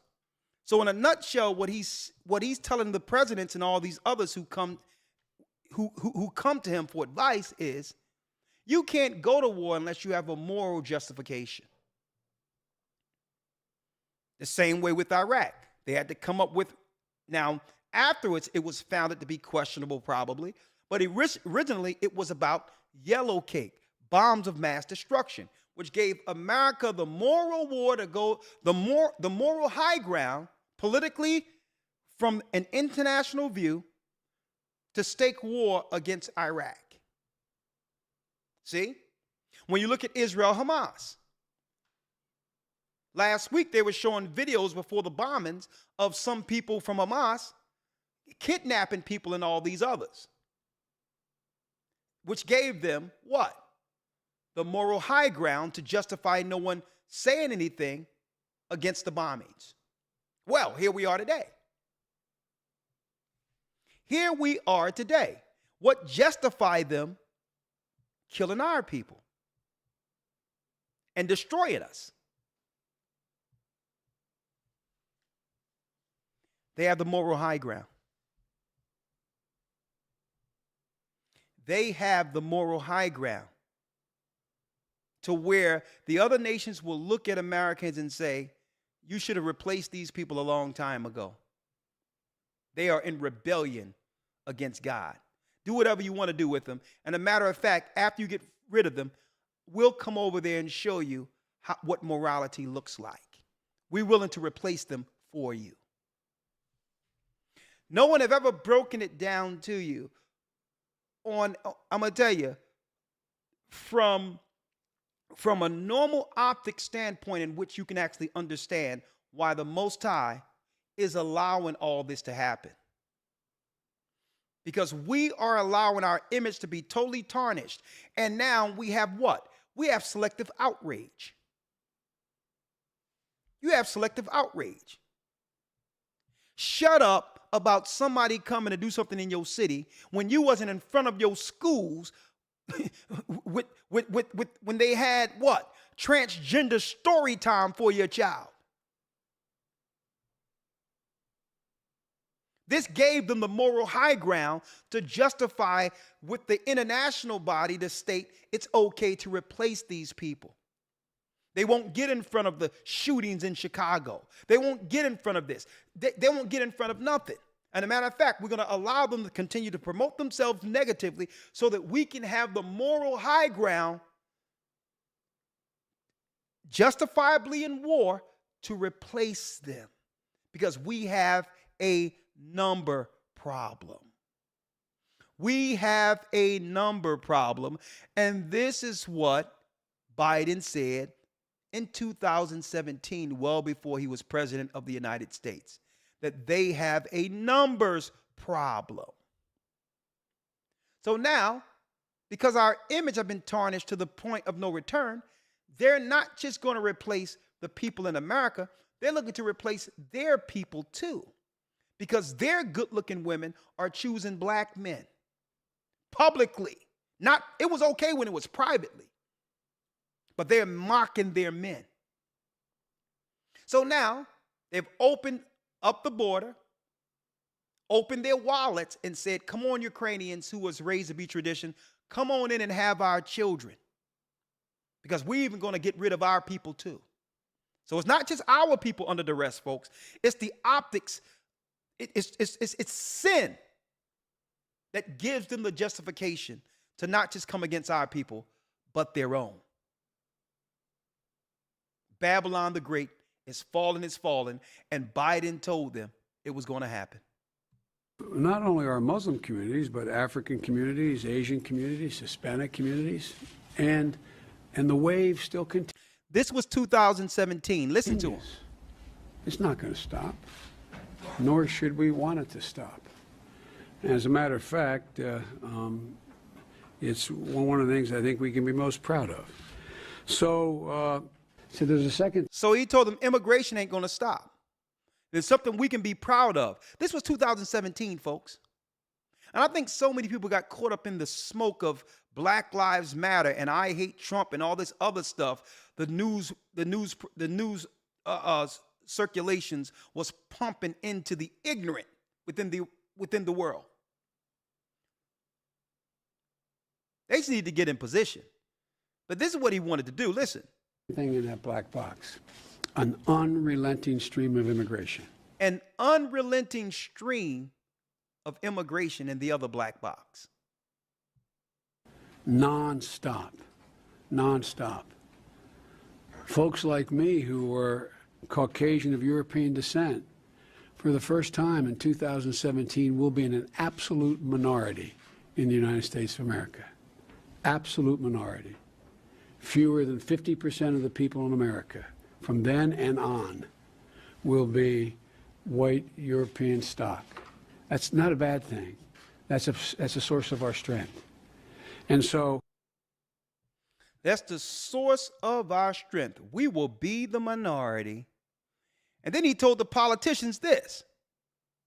Kamala Harris held a private Zoom call with a small group of civil rights leaders from across the country. This is a completely closed call, so just want to remind you of that. There's no recording. Clearly, somebody did record, and now I have a copy of it, and now you're listening to it. Present for the Zoom was Derek Johnson, president of the NAACP, Vanita Gupta, a former ACLU attorney who was Obama's Civil Rights Division head, the Reverend Al Sharpton, Sherilyn Ifill, Melanie Campbell, who is the president of the National Coalition on Black Civic Participation, and soon-to-be former Congressman Cedric Richmond, who Biden has named an assistant to the president. In many ways, it was a Zoom call like any other. Can't hear you, Cedric. You're on mute.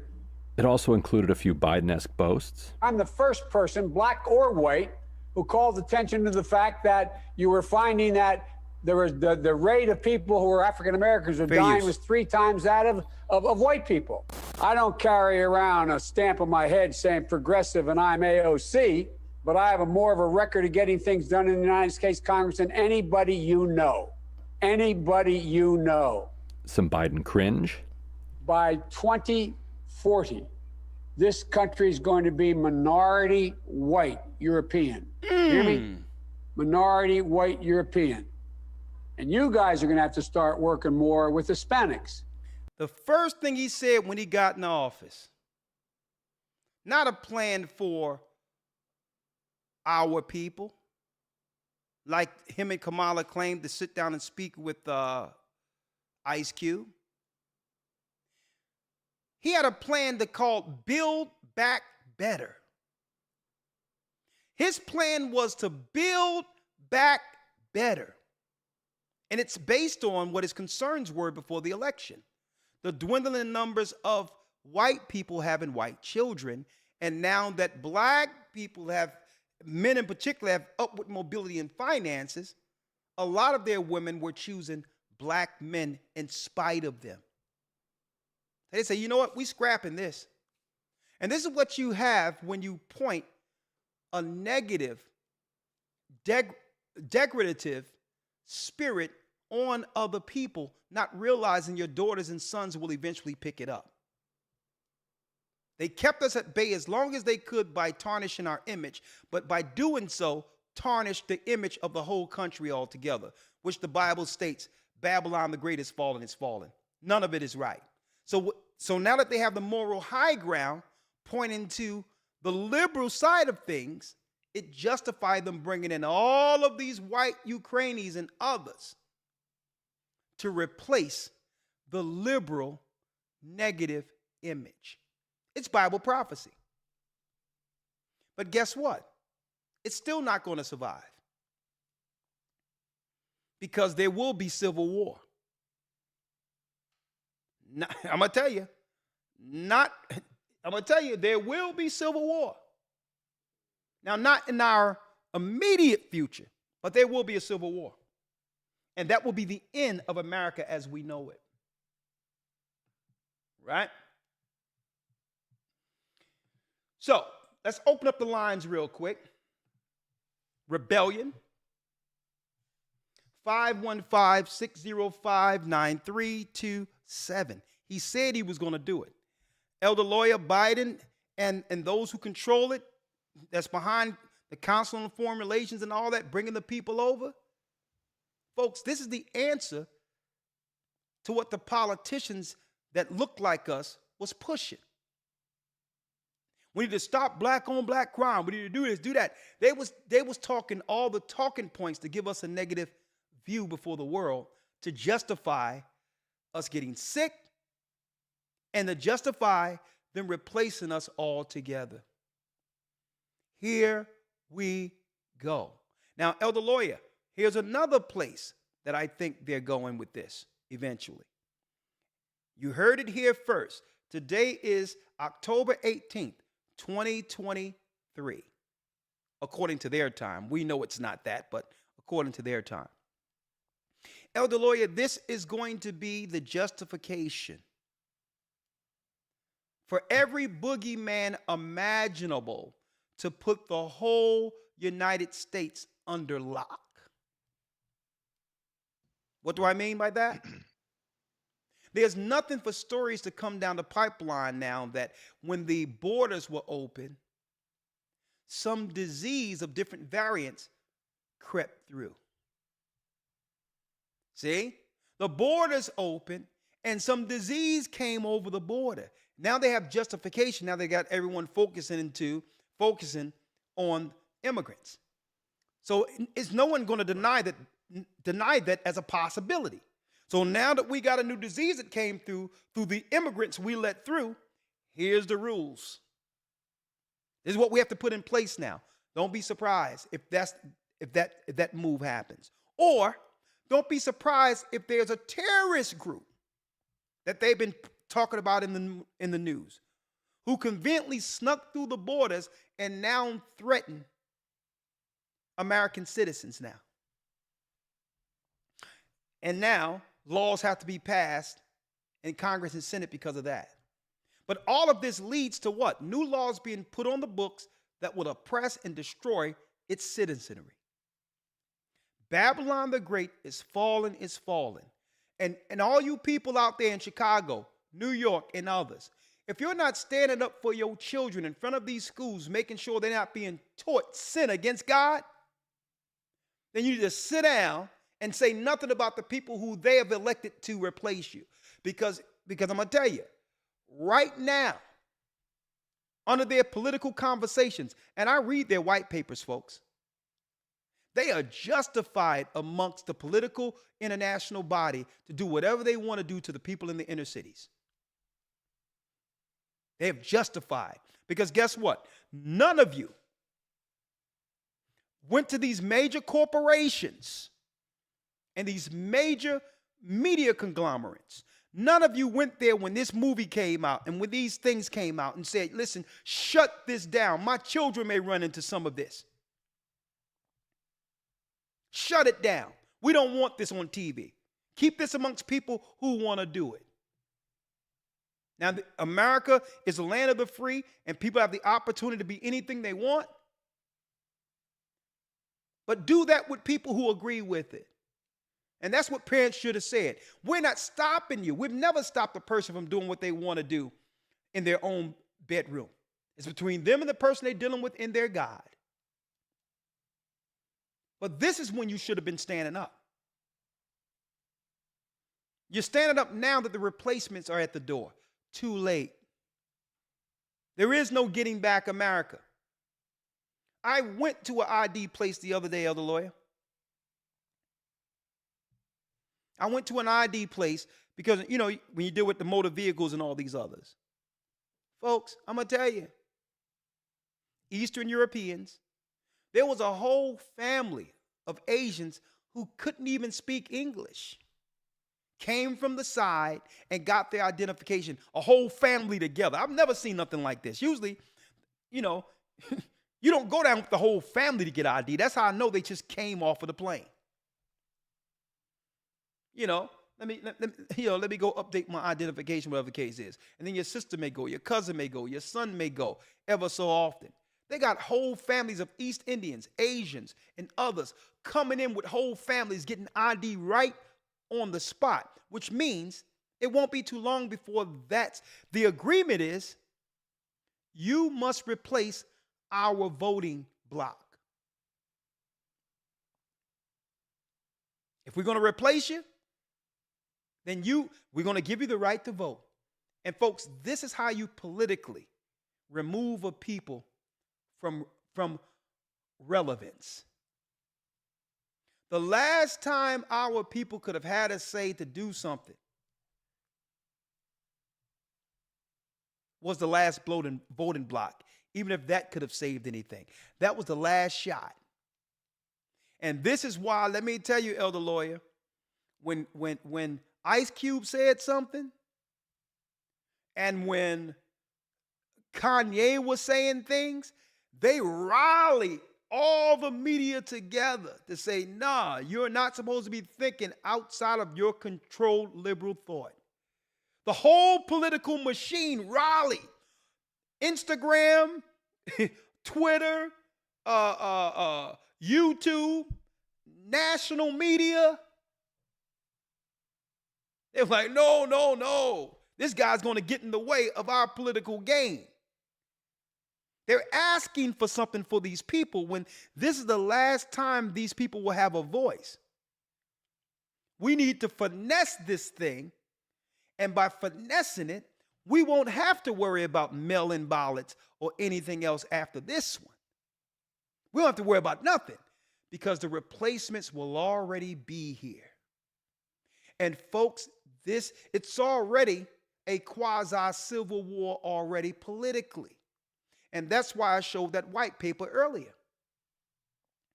It's about promoting the imagery of negativity and or sin and have the people attach themselves to it, which gives the world body the moral justification before the world to actually destroy any particular demographic that they have between the crosshairs. That's where we are politically. Babylon the Great is fallen. So guess what? Don't cry now. You're not even there for your own children that's being taught, having your son run around in kindergarten with a pink dress on because it's try on a new gender day. But yet, where was your town halls then? Elder Lloyd, you have anything before we go to the calls? No, sir. No, sir. Let's go to the calls. Babylon the Great is fallen. It's fallen. Elder Lloyd, give me about 3 minutes. I'll be right back. What say you? 515-605-9327. All the witchcraft, all the evil, all the bickering, all the fighting against one another, and all of that. Folks, guess what? There's a reckoning. There's a reckoning. And this is where we are right now. And guess what? They're not just looking to replace our people who has the image of immorality. It's their people too. It's their people too. Understand that. I said it before. When you've seen all these basketball players and all this others going on and Kanye West running around with the persona, with the actual image of a Madonna representing white women and all these others. Let me tell you, the straight racists were looking at this and saying, you know what? Those are not our women. Let's get rid of all of this. We're being outnumbered. Even with people deleting their children and all that, we're still dwindling in numbers, and our women don't even want to have our children anymore. Let's finish it all. And then we'll just get them on the other side. When the war starts, we'll get them. We'll get them another way. See? We'll get them. A matter of fact, there's something out there, and guess what? If you want to play basketball, if you want to do whatever you got to do, you got to go with what we all need to be safe. See? They'll get you another way. Okay. Oh, no, if you're going to shoot a basketball, oh, no, Kyrie, oh, no. Oh, Kanye, oh, no. If you want to actually play in our arena, yeah, you're going to have to make sure we're all safe. See? So they're not just going after our people, folks. And the rules of engagements, according to their white papers, is that for any war, it doesn't matter what kind of war, they must have the moral high ground to execute it against what? The enemy. And if they can show you negative against and a threat to society, it justifies the world bodies to come against you. So understand this the next time you're out there sinning and acting a fool. Understand this. The fix is already in. The fix is already in. Elder Lawyer, I'm going to come right back. We're going to answer a few calls, and then we're going to bail out earlier today, all right? Yes, sir. Okay. Because we put together the presentation, what you going to do with it? You can get with this or you can get with that. Babylon no longer exists as it once did. It's over. And the reset happened years ago when they shut everything down and America came back something brand new, and this is what you're looking at, the fall of it. Hold tight, and I'll be right back. I'll be right back. Hebrew and Bible Academy week 4, we're going into Esau and the Arabs, Islam and Christianity. We're going into the history of Esau and Ishmael, the Arabs and the Edomites, who are the Romans, who have always colluded against us. Okay? So you got to watch out when you got the Mujahideen and all these others and Al-Qaeda and all these. What's going on? What's happening? Is both of them playing together? We're going to talk about that in the Academy this coming Sunday. Go to historytimes.org to enroll. I'll be right back. Brothers and sisters, thank you for all your support. This is how you can support us right down right here. We'll be right back with your calls. Shalom. We're living in a world that's rebellious against God. One moment. The Bible. Is it hard to understand? When it comes to reading the Bible, the first thing that comes to mind is the fact that this is the Word of God. The seals have been broken, and the truth is here. And when we go throughout the scriptures, when we go throughout extra biblical records, we find that the language that God employed, that He used to create the heavens and the earth, was the Hebrew language. Christ said, I came for the lost sheep of the house of Israel. But yet no one, no religious leader, no religious church out there anywhere can now identify the 12 tribes of Israel. Can we? God is quite simple, but it seems as if man makes understanding Him hard. What are those mysteries? The truth of your book and the truth will make you free. The Hebrew and Bible Academy, you're invited.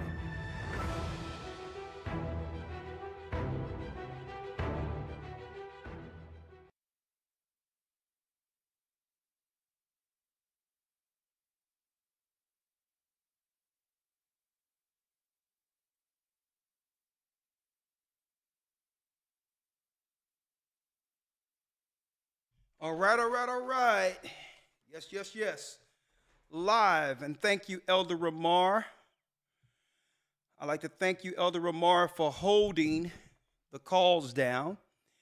Let me get straight to it. And thank you all for all your support. Thank you, brothers and sisters. And hey, it's okay because we got next. Of course, we have to navigate through this, but hey, this is what this A Gathering 144 channel is all about. Truth. And folks, let me tell you, the powers that be aren't backing down. They have put their foot on the gas and taped their foot to the floor, okay? They running this thing straight to hell. So we have to be like Abram and Lot in preparation for what went down, to prepare for what's next. And that's what this church is all about. It's not just about dropping the truth and giving understanding and connecting dots. It's in preparation for what's to come next. And this ministry have always been this. All praises be to the Most High. 515-605-9327. Okay? Let me open it up here. Blog Talk call in. Yes, let's go.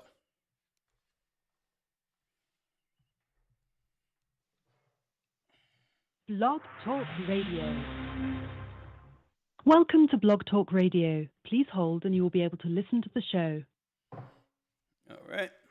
I got my switchboard in front of me on this iPad here. Right. Okay, we have Elizabeth. Unmuted.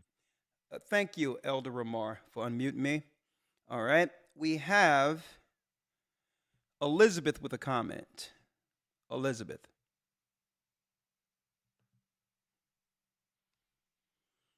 Shalom, Elizabeth. Shalom, Elder.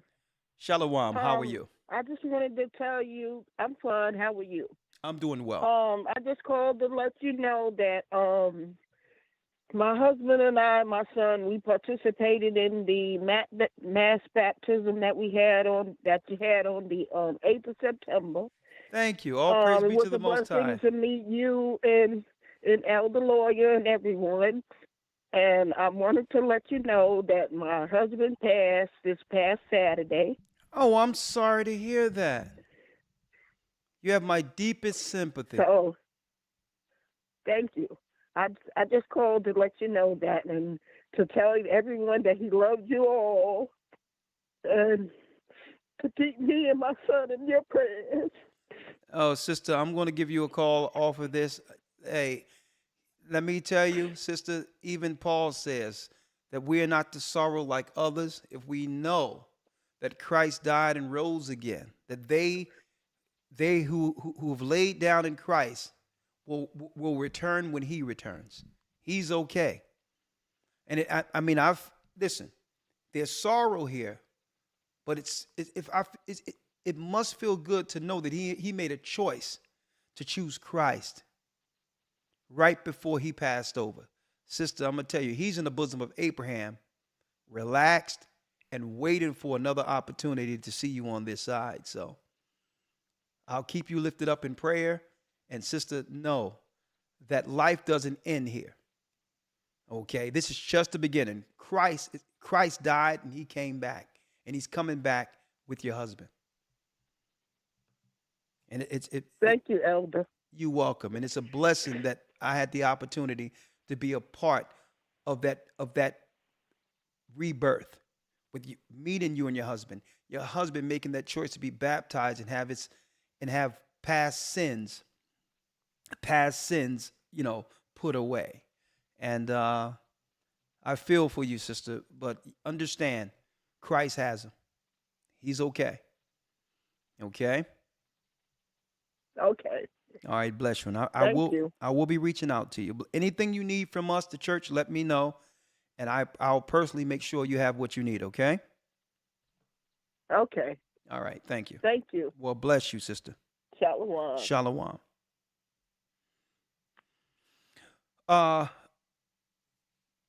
404 area code. 404. Shalom, Elder. Shalom. Shalom, sir. How you doing over there? I'm blessed by the Almighty. Yourself. Great. You stay cooking over there in the proverbial kitchen, spiritual kitchen. I got to tell you. That's kind of deep. The discussion tonight, talking about the higher moral ground. So it kind of got me actually thinking about that. When it comes to the higher moral ground, where the hedge of the Almighty will be relinquished for his people, right? Therefore, the enemy has the fortitude and right to come in and strike, which has been going on. So that also kind of had me thinking about within the laws, statutes, and commandments of the Almighty, so you're familiar with predictive programming, right? Or preemptive programming. Like they kind of have to show through entertainment, what they're going to do to us before they actually take action. You're familiar with that, right? Yes.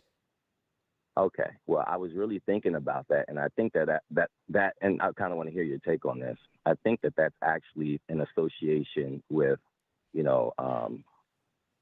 God's USC code, if you will, in association with his righteous law. So Satan, even knowing that there isn't anything that he can do without first being or playing within the parameters of God's lawful game, right?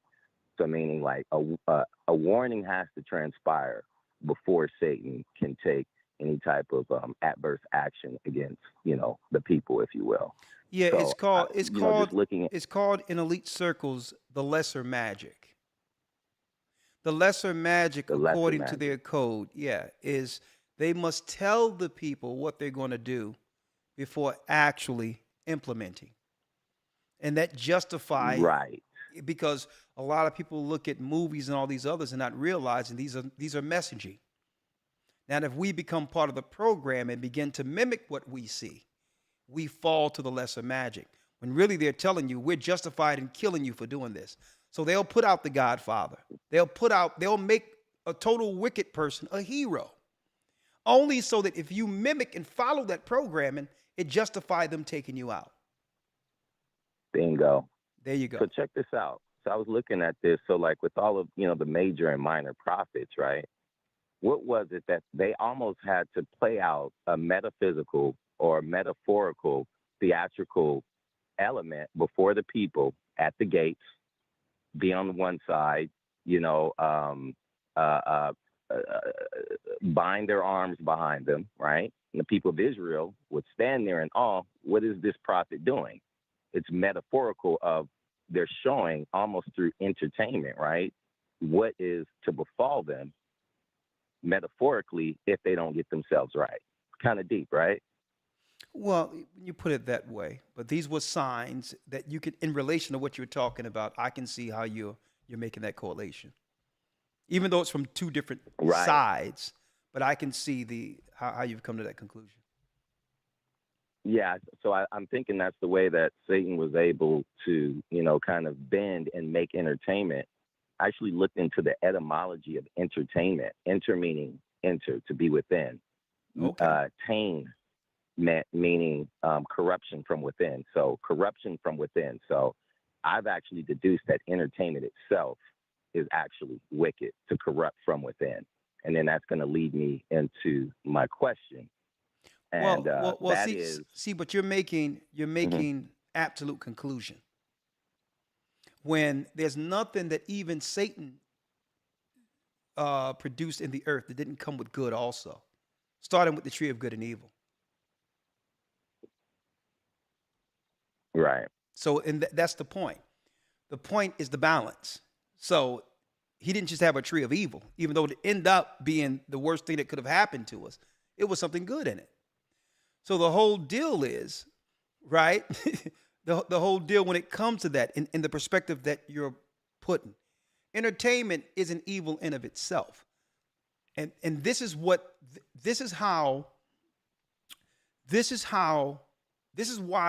they needed to control us when it comes to the entertainment business, because we got on the wheel and did something different with it.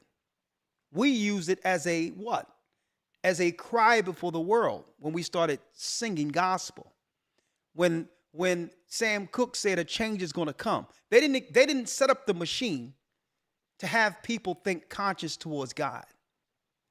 And that's why they just can't stand us. Because even what they made for evil, like even this internet and all this stuff we're using today, this was set up so that it can put everyone on the grid at the very end to be able to implement the mark of the beast and get rid of those who aren't on their program. So they meant it for evil, right? But it meant me coming out of nowhere, standing on their same platform, exposing those who created it. So I can understand your dynamic, but it's not just absolute as it is. But I value your view, and you have the last word. Hurry up, get to the next call, sir.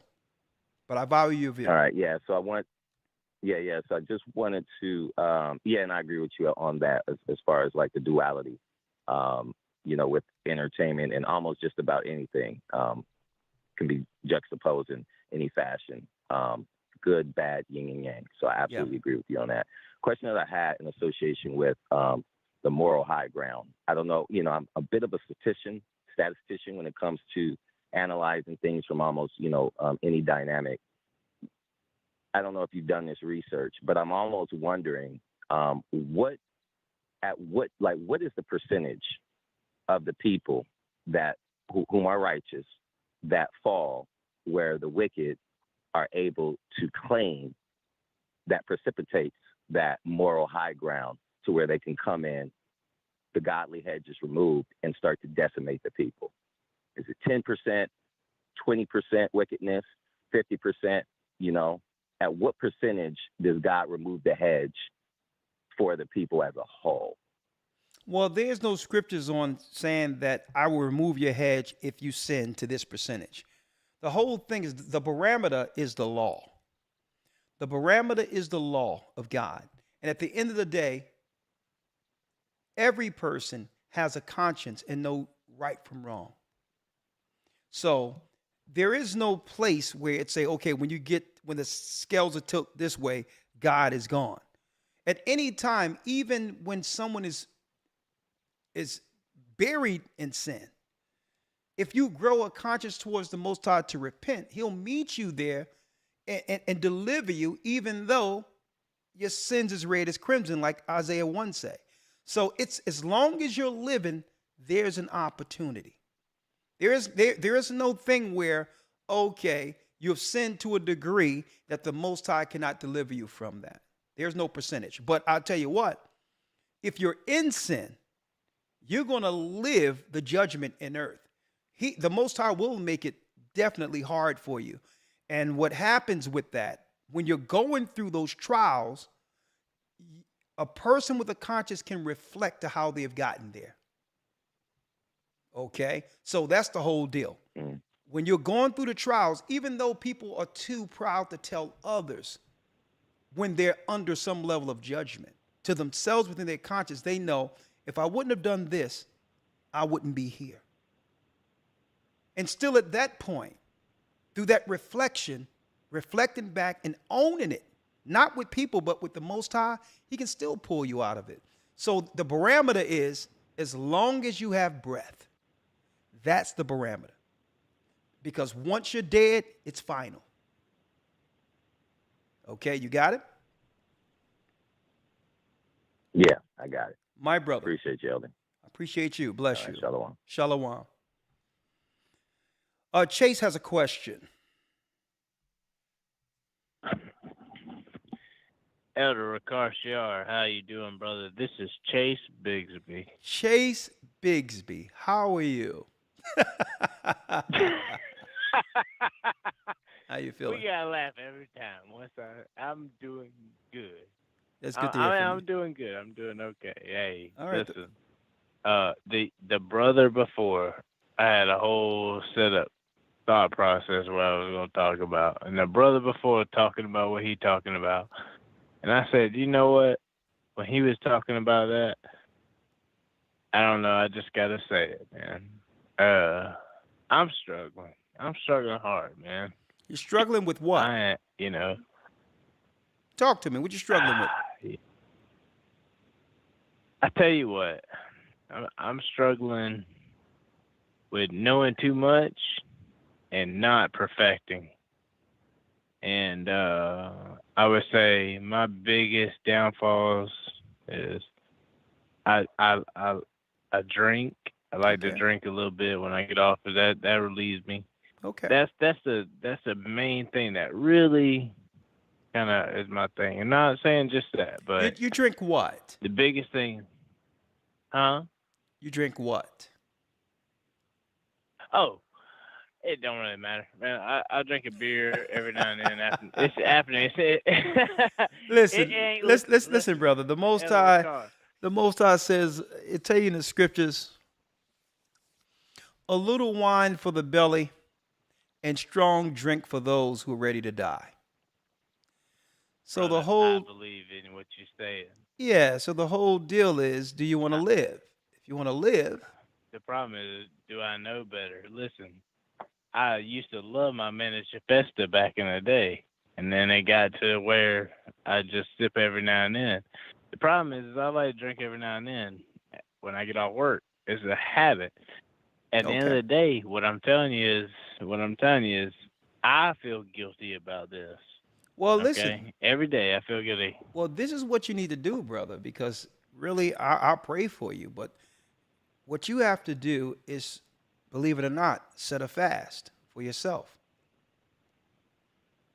And, you know, not a fast of food and water and all that. Just set a fast and say, you know what? For 2 days, I'm going to go to cold turkey. None of it for 2 days. Can I tell you something? Man? Listen, I think it's to help listeners. Listen. You can, but I'm trying to give you an answer. The same discipline that it takes you to not do it 2 days is the discipline. It's the discipline. Because then, this is why I don't believe in Alcohol Anonymous. Right? Because I understood the psychologist. You need to look into the psychologist who created Alcohol Anonymous. Alcohol Anonymous on the surface seems as if it was something good. But it's a psychology that would have someone identify as their habit until they die. It's a control mechanism. You're not your habit. But they attach you to that habit as if you don't have other habits. And are you identifying as whatever else you do as a habit? So it's a form of control because it keeps you in the spirit of insecurity. Insecurity is what psychiatrists use to actually control people who constantly seek validation. That means you can get a person to do whatever you want them to do by giving them a pat on the head. And that's what happens when you are in the spirit of attaching yourself to a habit. So when you stand up and say, I'm Chase Bigsby and I'm an alcoholic, automatically you've attached your whole being to something shameful. And psychologically, you walk around the world insecure. So so what I'm saying is, I'm not saying that that particular program didn't help people to get off that and the conscience to get a discipline. But the psychology that's wrong about it is one attaching himself to the habit. All right. So the whole deal. So listen to what I'm telling you. Yes, sir. Go ahead. Right? You are stronger than any habit. Aren't you? Yes, sir. And in Christ who strengthened us, we can do all things. Right? That's 100% correct. So instead of standing up and saying, hey, I'm Chase Bigsby, I'm an alcoholic. I'm Chase Bisbee, and I'm within the body of Christ. I'm Christ. He's in me. This is what we need to identify as. And that frees us from the bonds of sin that psychology attaches us to. You got it? I got it. That helps. My brother. My brother, hey. That helps. So I'm gonna tell you this, Chase. I had a plan. So Chase, this is what I need you to do. I need you to sleep. Sir. I need you to sleep it off, and call me tomorrow. Okay. All right. Lord have mercy. I came with a plan of things to talk about with you. Don't worry about it, brother. I 100%. Yeah, I agree with you, man. I appreciate you. Go sleep it off. Yes, sir. All you right. got my number, right? I Please have. call me. I'll call you up. I'll call you up, Chase. All right. Thank you. My brother. I know you will. Thank you, sir. All right, bless my you. brother. All Shalom. Right. Shalom. Gianna has a comment. Shalom, Elder. How are you? Shalom. How are you? Doing well. How are you? I'm blessed by the Almighty. The floor is yours. All praises. I'll keep this pretty brief. I had just wanted to say, a brother a couple calls earlier had mentioned talking about like a moral high ground. Yeah. And I don't know if this is like has changed from different time periods, but I feel like the moral high ground is non-existent now that I'm 21. And I've noticed, like, in school and just being out in the general public and being on social media, people have, like, drastically changed the image they want to portray themselves as online. And some people have even made it known, like, they know we're running out of time. Like, we do not have time to be rebellious, but they still choose to partake in that. Like, I know you've probably seen plenty of I'm gonna just say alphabet people parades, and you're like people on that spectrum. I had seen a man holding a sign that said in all the rainbow colors, "I bet hell is fabulous," and that really made me think about like how exactly how bad things are getting, and to think that they're only going to get worse. Like, wow. Well, sister, I'll tell you, this is the shame part of it, the shameful part of it. I would say the disappointing part of it. As a group, as a community, the moral high ground now is unattainable. That's the sad part about it. It's too many people who are seeking attention and seeking validation and can get this false validation through social media. And because of this, it have turned everyone into individuals. individualism. And when Christ stated, a nation divided against itself cannot stand.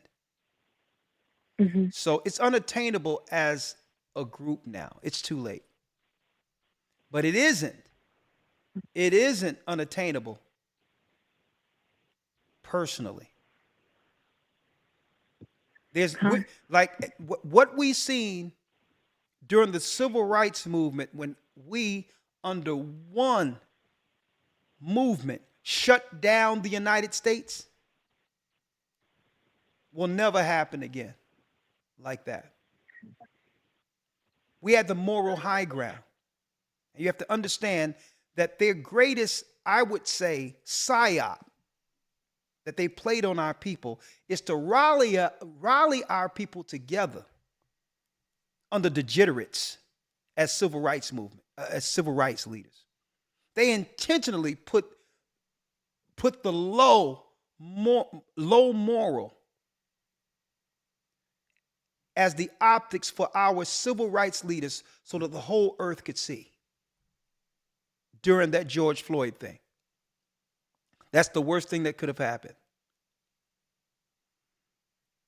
So what we had in the civil rights, where you had strong black men, women behind them, children standing together, the majority believed in God, standing for what's right, with not just the earth watching and the people, the citizens of the earth on our side, but the heavens on our side simultaneously.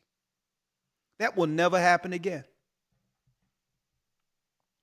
So now it's about preserving the remnant. You guess what? You cannot save the harlot of Babylon. She don't want to be saved. You got it? Yes, sir. Great points, though. But hey, you're right. But hey, you're in the right place as a 21-year-old young lady making the right choice. When there's many choices out there for young girls to totally waste their life only to regret it when they're too old to do something about it. So what you don't, sister, so you as a young lady, do what's right in your prime, and you'll be better for it. Don't make the mistakes of yesteryears. Okay? Yes, sir. Well, thank you, sister. Bless you, Gianna. All right. Shalom. Shalom. I have a few more, and then we'll conclude our broadcast.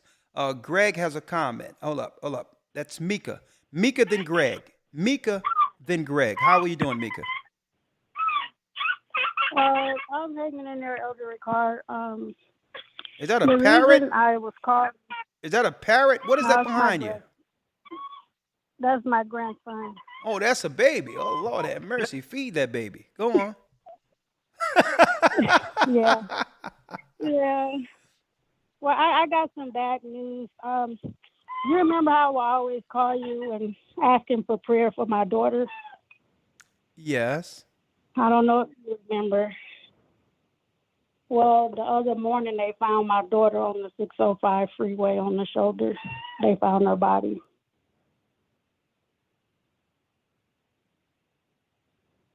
I'm sorry to hear that.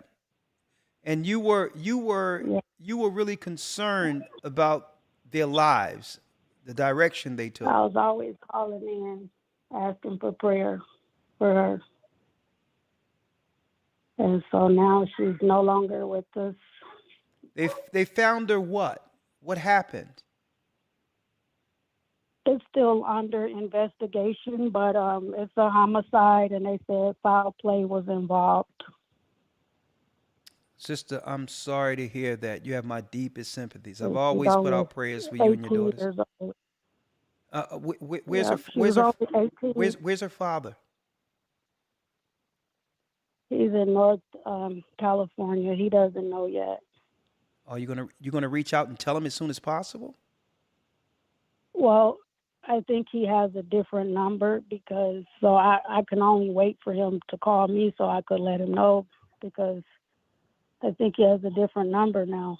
You can find him. Go scour Facebook, scour social media. You'll find him somewhere. And how old was she? I'm sorry, you have my condolences. How old was she? 18. Huh? 18. And 18. 18. And you said you was concerned about her environment. What I mean, could you care to share what was going on there? You wasn't specific, but what was going on there? Well, my daughter met the wrong guy. And the guy is And in he what took using advantage. it was a guy into the streets? Yeah, it was more like a sex trafficking thing going on. Ma'am, I'm so sorry. I'm so sorry. Yeah. I'll make sure I put my prayers out for you, Mika, and I'll be giving you a call, okay? You have my deepest Well, I sympathies. appreciate it. All right. Shame. Phew. This world. And it only gets worse because what I'm seeing, it's time for our people to come in, repent. Judgment is here. And it's time for our people to do what's right, because I'm going to tell you, even some of the people they're letting over in the city, in the country right now, it's nothing for them to snatch people up and do all types of things. I'm going to tell you. I'm going to tell you, who knows what was behind that? Because some of these people in these other third world countries coming over here from, the Middle East and all these others, it's nothing for them to snatch a person up and all that. That's normal activity for them if you aren't in their family, if you are, especially if you're black. Now imagine these people who are coming over to the United States. Not to say that this happened, but I need them. I hope they find these people. But a lot of these people are suspicious that are coming into the country. Me and my brother was on the side of the road. Well, we were driving on this road on the highway, and I seen near the exit 2 suspicious Arab guys, right? 2 suspicious Arab guys, as if their car was broken down, trying to flag the car. I ain't see no smoke or nothing. Talking about, and hey, my brother was like, "Hey, June, you want to show up for a second and get some help?" I'm like, "Listen, I got some constitutional help. Okay, all right. We're gonna drive by, and they can get help somewhere else, because I got a class to teach. I'm not trying to get caught up into some Jacob against Ishmael event on the side of the road, because I'm going to teach class tonight. I will come out victorious." So I kept rolling. So there's a lot of suspicious activity that's going on. A lot of suspicious activity. So they're hanging out from these other countries all over the place. So who knows? I just pray that the Most High would receive her in habitations. And I'm shocked. I'm hearing this and it's knocking me back. I'm hearing an 18-year-old young lady. Greg has a comment, and after that we'll end the call with the 216 area code for tonight. Greg has a comment. Yes, sir. Can you hear me? Yes, sir. Shalom. Shalom. Yes, I have 2 quick little comments. First one is real quick. Yeah, it's definitely been a spiritual thing going on. I think with the callers that I've heard since I've been online, because I didn't get up here about 5 callers ago, but everybody is going through something. I think we've all been feeling this spiritual attack on us and everything. So I've been breaking through a lot of habits that's trying to come back and little things myself. So I just been trying to hold on or whatnot. But my other comment was this: since I've been doing a lot of my research on, all the old gods and all the people that so-called fell in the Great Deluge and all that, one commonality that I've seen in every culture, from the Zen dynasty, everybody, they all have a prophecy that this evil was going to get vanished.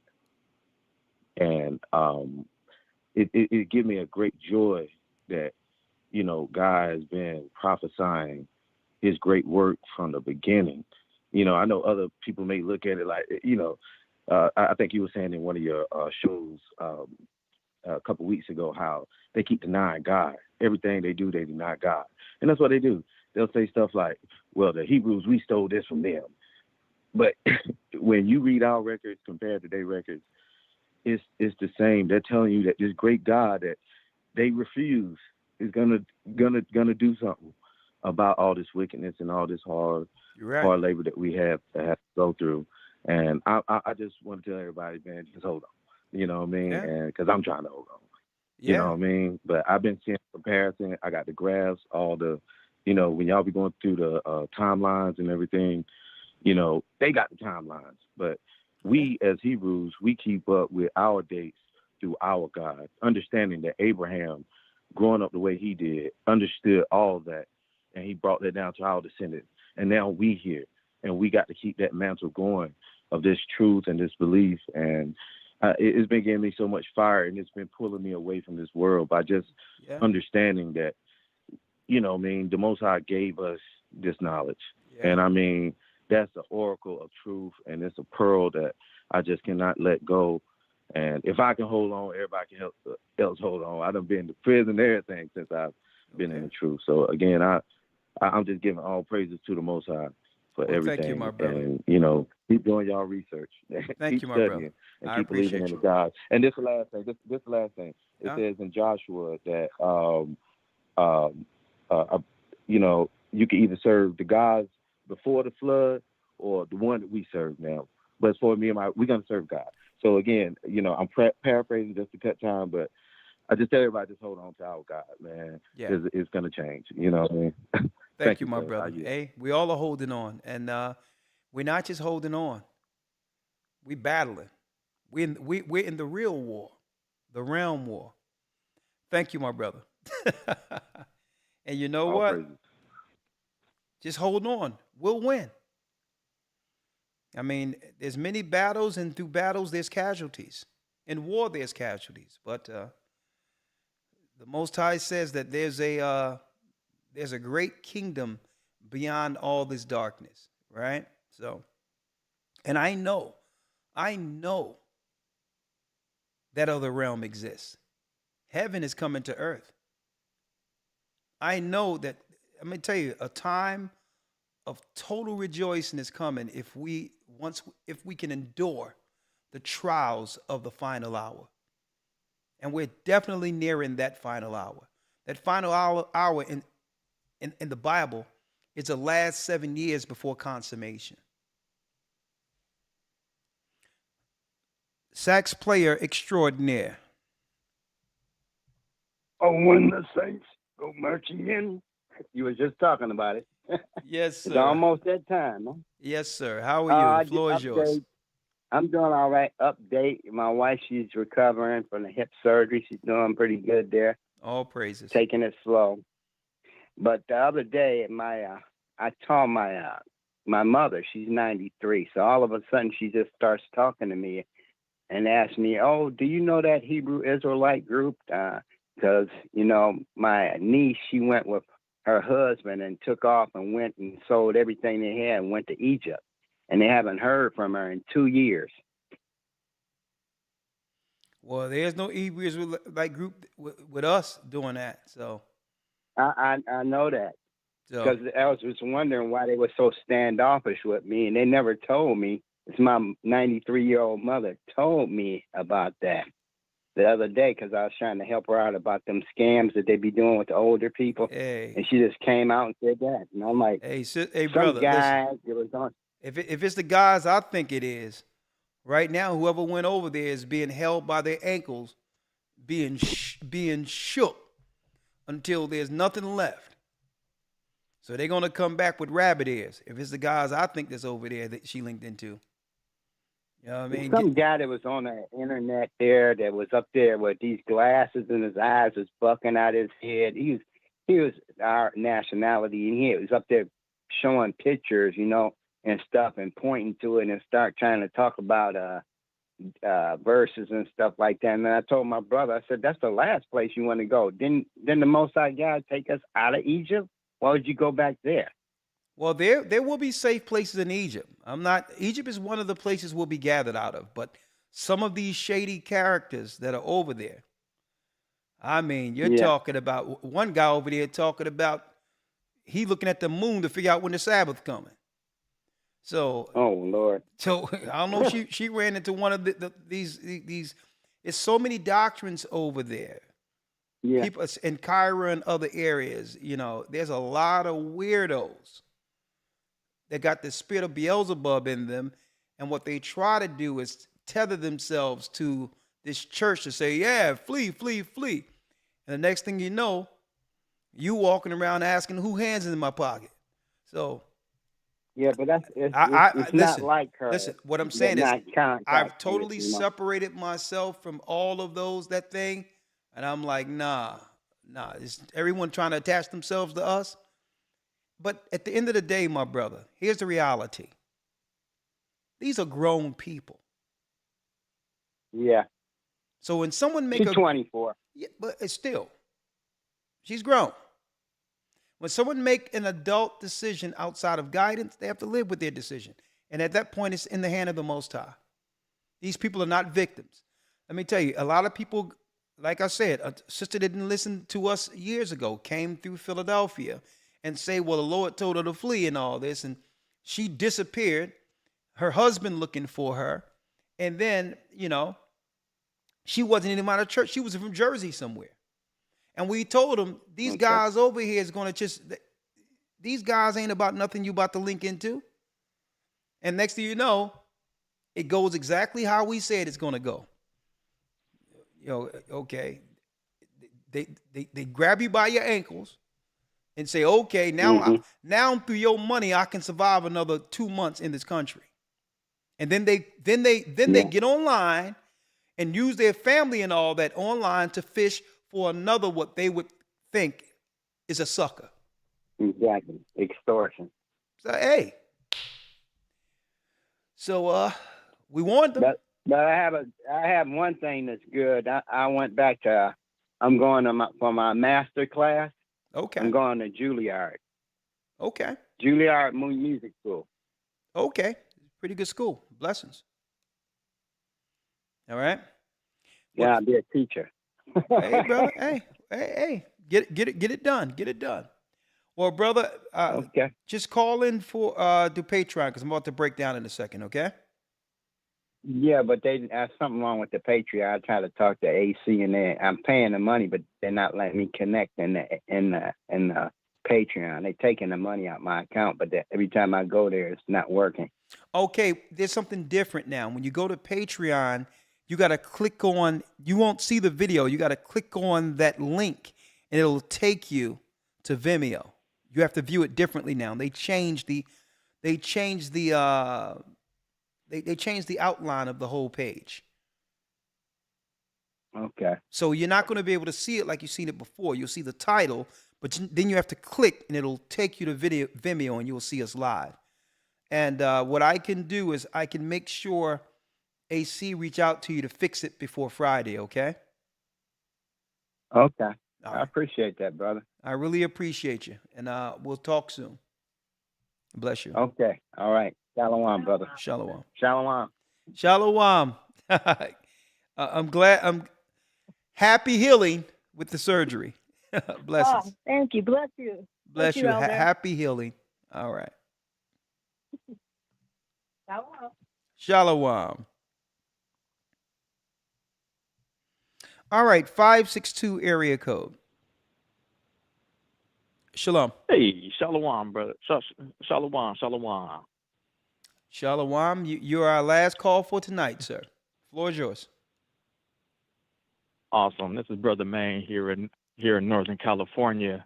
I have a question. Yes. Would you be able to break down Isaiah 11 and 16 for me, please? I just want to see if I'm on the same page. Tell me what you've assessed. Okay. What have you concluded? The word says that No, tell me what have you concluded from Isaiah 11 and 16? Okay, from Isaiah 11 and 16, where it says the Lord was smiting. Let me grab it real quick. I had it here. Here we go. Isaiah 11. Okay, so what I have concluded from Isaiah 11 and 16, where it says the Lord was smiting, I believe it says the streams into seven ways. Okay, let me get Says, there. and there shall. Yeah, what have you concluded though? Okay, I'm sorry. So the thing that I've concluded that is this is a future prophecy, correct? That is a future prophecy. Okay. I'm just saying that this was a future prophecy and that this is where the Most High is going to deliver his remnant from, I believe, the seven kingdoms, how we're from all over the nation or all over the world. That's just where I am. And Well, that maybe that is correct. It tell you that again, right? And this is going to happen really after the war against Africa. Our people are going to begin to run on dry shod, including the Nile River that will soon be dried up. So this is how a lot of us are going to get into the wilderness. And at that point, the Most High is going to put a wall around us. And at that point, all of the soldiers that were chasing us is going to stop. They're not going to be able to go past that area. It's stated, and the Lord shall utterly destroy the tongue of Egypt. If you look at the bottom of Egypt, you'll see a tongue here.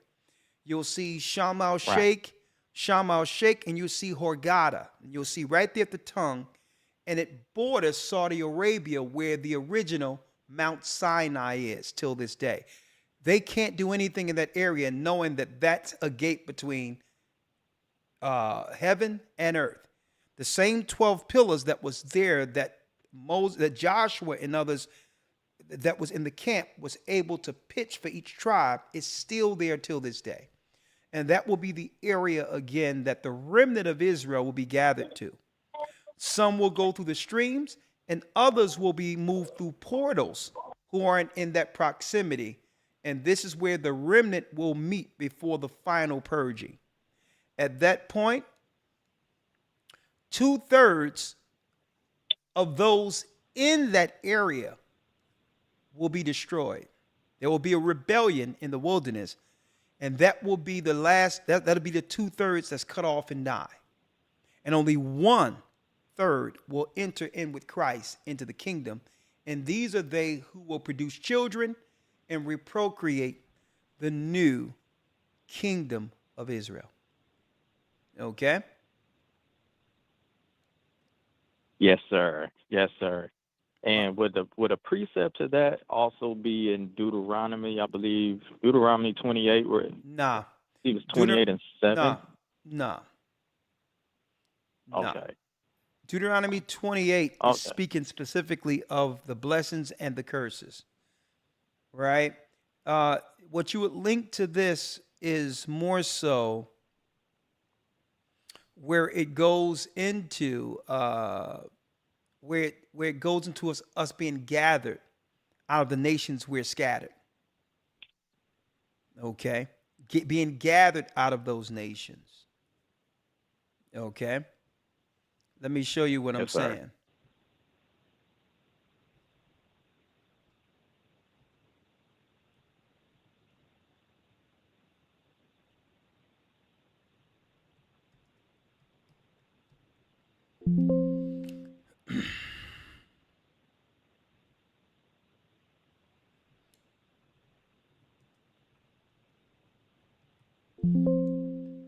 Let me get it here in the Old Testament here.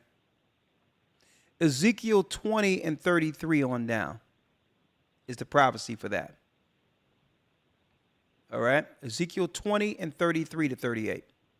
All right? Yes, sir. All right, my brother. Have a Ezekiel good night. 20 and 33. Ezekiel 20, 33 through 38. All right? Okay. Okay, with that concludes our broadcast for this evening. Thank you for Elder Iraq and Elder Ramar, Elder Dell for moderating and setting up the broadcast at Blog Talk for us, Elder Ramar. Thank you for using Blog Talk Radio. Thank you, Elder Lawyer. You have a pleasant night and a good night's rest. Thank you. I appreciate you, my brother. Yes, sir. You do the same. All right. And with that, I'm going to say I'm Elder Ricard Shiar signing out from our weekly broadcast. Keep in mind, we're living in a nation that's in rebellion against God. Please do what's right and fall on the righteous, the right side of judgment. As long as you have breath, there's time. Do not fall with this rebellious nation. And again, if you want to support Israel, that's who we are. We're the children of Israel, and we're back. There's no reason to look any other place when it comes to supporting the lost tribes of Israel. We're right before you. We're the Israelites, we're back, and soon we'll see Zion. Have a great night. May the Most High be with you. Stay prayed up, sin not, and keep in mind the Most High is calling back the lost tribes of Israel. To the Jews, the Israelites, and the Gentiles in Christ, blessings. Our kingdom is at hand.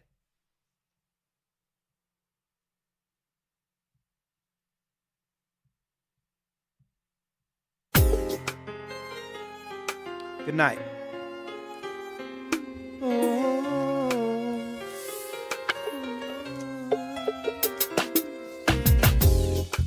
The East is where we're from. The 12 tribes of Israel. In 721 BC, the Assyrian king, he took us down, we fell. With a great escape, we went through the Euphrates. The Lord held the water still. To a land where no mankind dwelt, we went. The 12 tribes of Israel. That's who we be.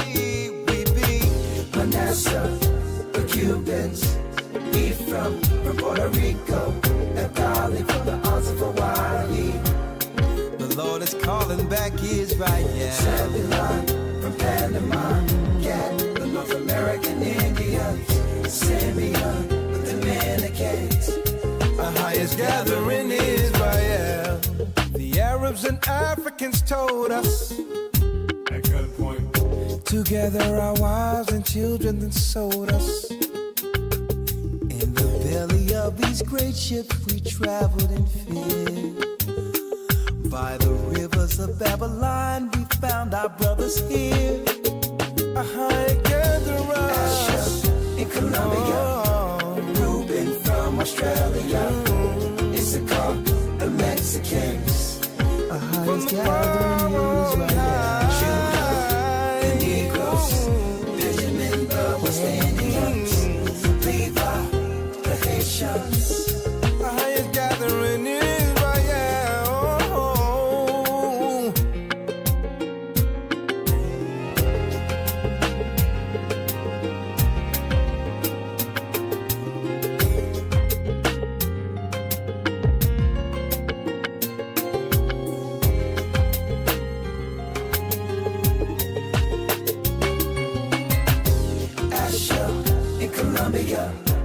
Reuben from Australia, Issachar, the Mexicans. That's who we be. Judah, the Negroes, Benjamin, the West Indians, Levi, the Haitians, Manasseh, the Cubans, Ephraim from Puerto Rico, Naphtali from the Isles of Hawaii. The Lord is calling back Israel. Zebulun from Panama, Gad, the North American Indians, Simeon, the Dominicans. Our highest gathering is